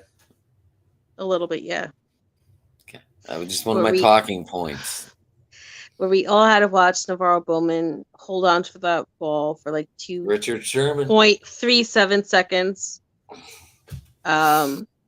On that turnover, and then them to screw him over on that interception that he hurt his knee on, and call it Seattle ball, and then for him to be carted off, and for those disgusting fans to throw popcorn and trash on him, and for the sick crew that called that game to keep rewinding it and playing it fast forward and fast slow, and then they counter clock it so they would like show him coming out of the tunnel all the way back onto the field, being loaded up again, and all the crazy. It was sickening how many angles and how many times they played that injury. And then they go, oh well, NaVorro here will create the NaVorro Bowman rule to make it up to you that we screwed you out of this huge game-defining play. And don't even bring up the Crabtree thing because I literally will go crazy. I'm not. So we had like a decade plus of being tortured by the Seattle Seahawks. No matter how bad they were, they just seemed to always speak Russell Wilson. Russell Wilson owned this team. I'm even talking without Russell Wilson. I'm just saying, like Russell Wilson owned you guys. So I think his record was what?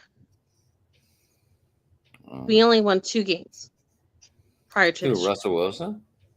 No, the Niners. Oh. Pete Carroll and Russell Wilson, we only had won 2 games. 2. That you won. That we won. Yes. The rest of them were all losses. So like I said, for like a decade plus, it was torture. So I know a lot of people say it's almost impossible to be a team 3 times in a year. Everyone's getting nervous. Everyone's comparing it to the Rams game last year of how we swept them 6 times in the regular season and we lost in the playoffs. It's all valid, but at the end of the day,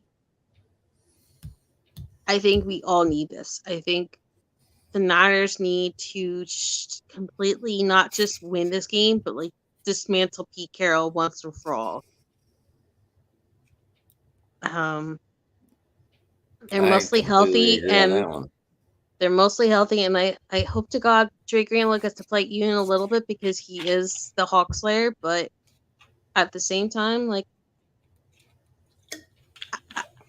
I'm glad that you got to end the year on the Cardinals simply because it was JJ Watt's last game in his career. And one of the nicest things in Pittsburgh with his brother. That would have been awesome. That would have been awesome. That would have been awesome. All 3 brothers on one team. I mean, it would have been nice, but I think one of my favorite things I got to see this a touchdown in the final game, I believe. One of my favorite things about this game was the Niners usually have like mic'd up the 49 hours thing. So the 49 hours is like a little like clip show they do of like the best highlights and the best reactions prior to the game, and it's like this little homage to the win itself. And then they have a mic'd up thing that they always release where they have whoever is mic'd up that week and their reactions throughout the game. And so this week it was Jauan Jennings, who's one of my favorite players, and for him to stay after the game and constantly go through the entire game, and he's looking on the field at the end and he keeps saying, "Where's 99? Where's 99? Where's 99?" He goes right over to JJ Watt and he waits his turn, and says what an honor it was to get to be on the same field as him and meet him. Probably was one of my favorite parts of the whole game. So yeah, I mean, because it's the most memorable part. Memorable part. You want to know the other? Do you want to know the other memorable part about this game on Sunday? David Blau got benched for Trace Sorley? No.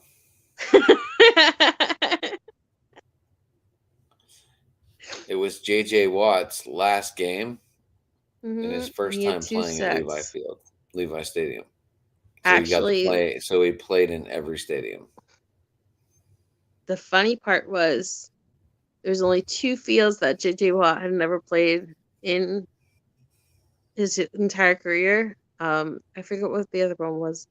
And Levi's were the only 2 he had never played in, and he got to play in both of them this year. Right, and he closed it out in Levi. Yeah. So that's pretty cool.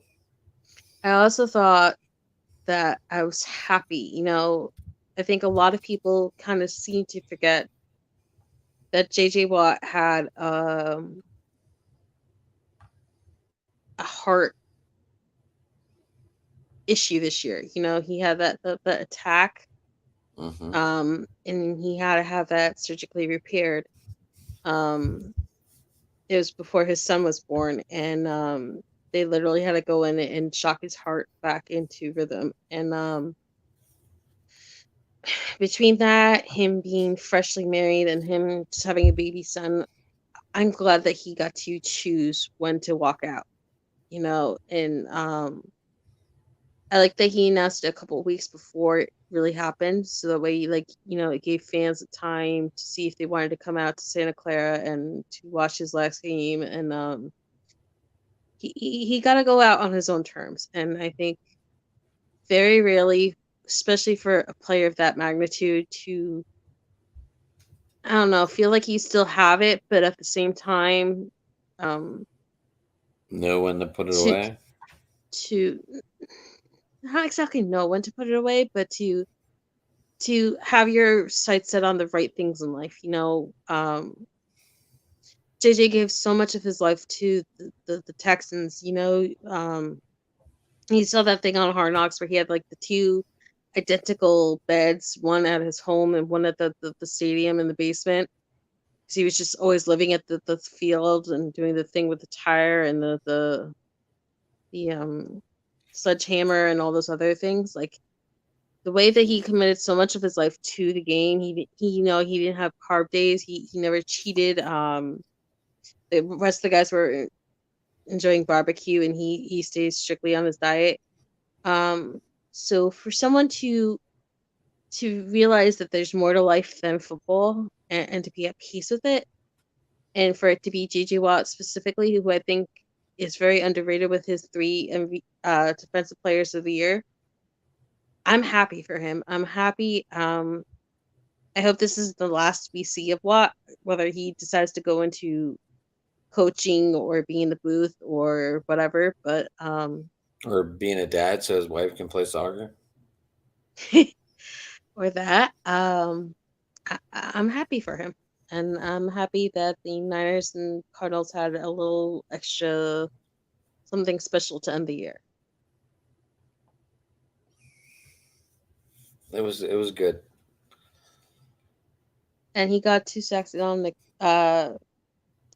Brock Purdy, so it's not exactly like he went out without a fight.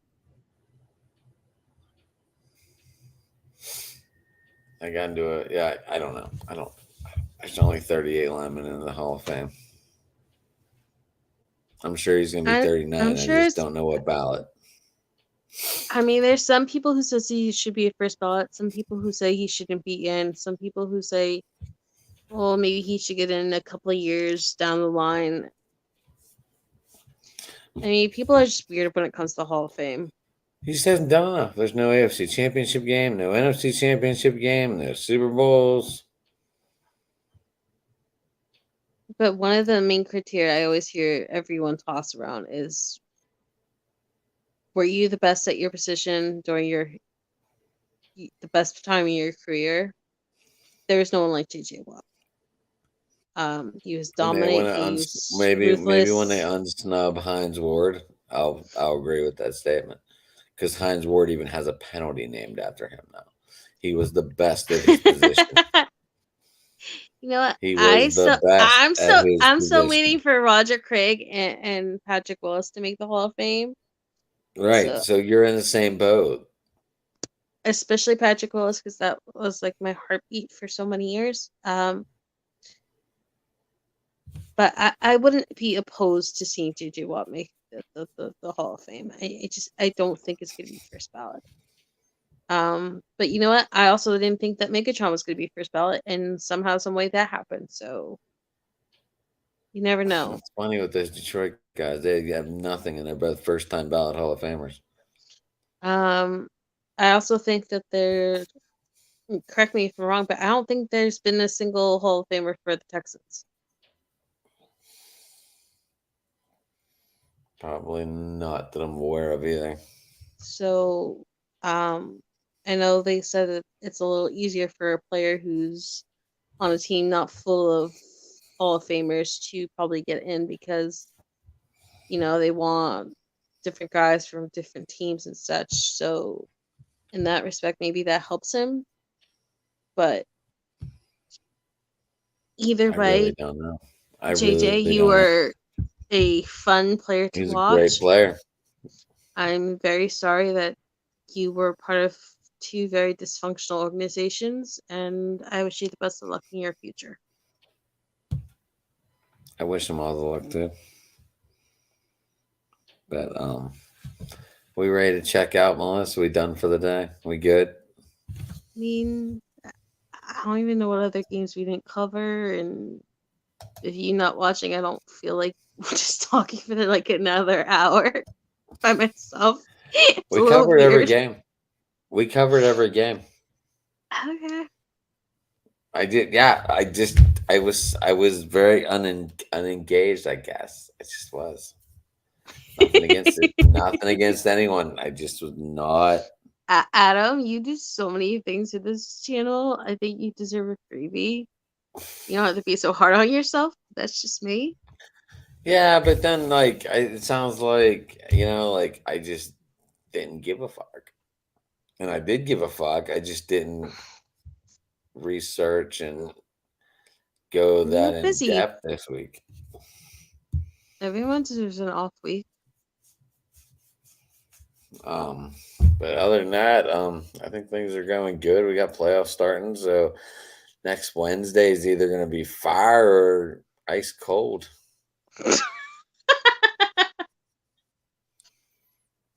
I just do have one question for you before we sign out. What's that? Who do you want to see? Who do you want to see win this weekend? And who's like that one road team that you think can pull off the upset? I hate to say it, but there's a lot of run backs. I don't see Baltimore or Buffalo. I don't see Buffalo losing. That is my lock of the week. Do you see the Cowboys upsetting the Tampa Bay Buccaneers? Man.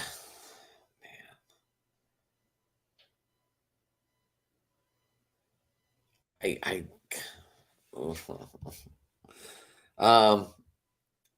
don't know. I don't know. I think this is going to be one of the best matchups of the weekend.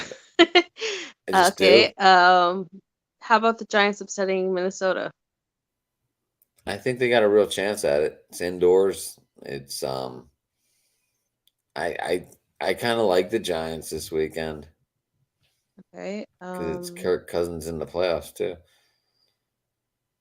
I don't think anyone really believes the Ravens going to upset the Bengals, and I feel bad for Mark in saying that, but I honestly believe that. I don't think Miami has a snowball's chance in hell. I mean, the one that makes the most sense is probably Jacksonville Jaguars and the Chargers, just because I don't know what that game's going to look like. It's either going to be a blowout with the Chargers blowing them out, or it's going to be a down to the wire game and Jacksonville pulled it off. Probably. And in my game, I think either injuries, rain, or penalties are pretty much going to be like the only ways the Niners screw this up. And the Niners can really only beat themselves right now. Like I said, no disrespect to Kenneth Walker, who is a stud. No disrespect to Tariq Woolen, who's also a stud. But I think at this point, it's really the Niners who decide their fate. So, yeah, I think the only two real upsets I see are either Giants upsetting the Vikings or the Chargers upsetting the Jaguars, which I don't know how much of an upset that really is. I kind of see Baltimore could pull the upset. With Anthony Brown? I don't know why.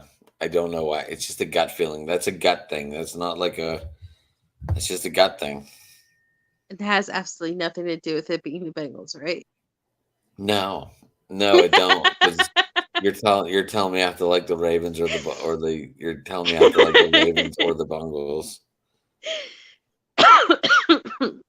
That's funny. And neither one is really happening, but I just feel the Ravens could pull this thing off. Yeah. I just do. I don't know. But yeah, we're not going to go in the week. We're not going to go in the round 2 because we'll have fresh takes on that.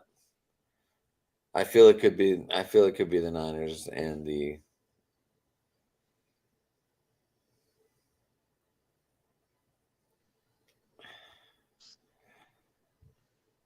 Oh, either way, I. You know what? Okay, so my personal dream scenario is the Niners versus the Tampa Bay Buccaneers, and Dre Greenlaw not only picks off Tom Brady again, but this time has a pick 6 on Tom Brady and gets 2 signed balls from Tom Brady, and then Tom Brady retires. That would be my dream scenario as a Dre Greenlaw fan. Tom Brady retire.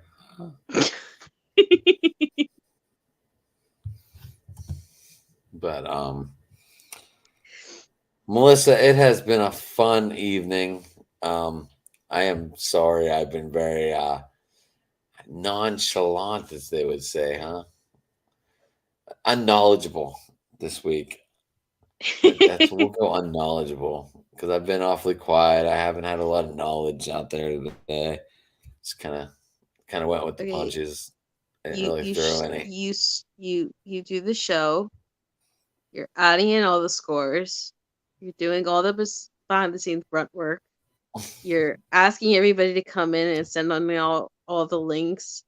You organize everything. Like, I don't see how you can say you're just staring there blah because you're doing all these things. On screen, you're just not doing a whole lot of extra, which is fine because, like I said, for most of the show, everybody was here to talk, and then it's just me, which is a little awkward. But at the same time, like I said, I just genuinely love being here. And I'm thankful to be one of your many co-hosts. So playoff weekend is here, and I'm sad that it's not. I should be able to watch some of it this week.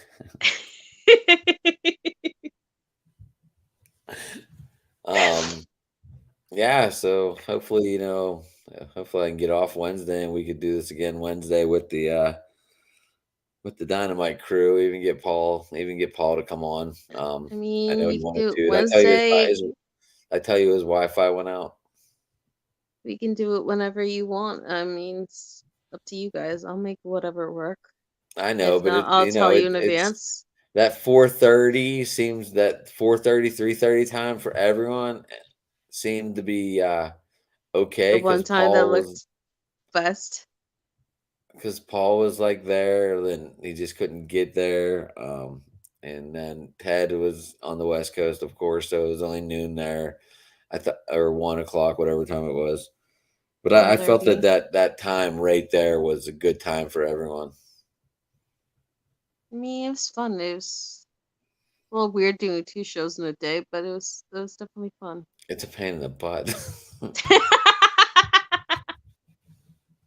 I am grateful for Evan though, but I felt guilty too because it's just like supposedly you were like trying to wrap us up, and I had no idea until afterwards because I didn't even see anything until Evan showed up saying, "Guys, you gotta wrap it up." You kept saying, can you guys at least go for an hour and a half? And I'm like watching the clock and I'm like, okay, can we keep this going? And then it's just like out of nowhere, it's like, I didn't know how long he had. I didn't know what was going on with his dad. And I was like, dude, is an hour good? And he's like, yeah, that's fine. That's fine. So that's what I was going off of. And I said, well, cut it off in an hour. And he's like, I got to go on screen. I'm like, go on screen. So either way, it was fun. So maybe next Wednesday, if I'm off, we'll be able to get all of us on there, and hopefully we're not wrapping up the season. We're talking about round 2. No one understood the round 1 fight, but that's what we're in, round 1 fight. I don't know. Round 2. That should be interesting. But all right, Melissa, how people get you? There's my tag, NJ49IZZY. I'm on Twitter. I'm in a shit ton of Manor podcast chats, and I get to be lucky enough to be on here every week, so I'm around. And I am Sports Talking It. You can get me there, Driving to the Top. Productions is on Twitter. Where else? Facebook, you can find us. I do have one thing to add. I did like that you had that opening thing saying, please hit the like button, subscribe, and spread the word. Like, you got it out of the way, so you absolutely didn't have to worry about forgetting. Yeah, I kind of like that. I kind of like that now. But anyway, we are out. Bye.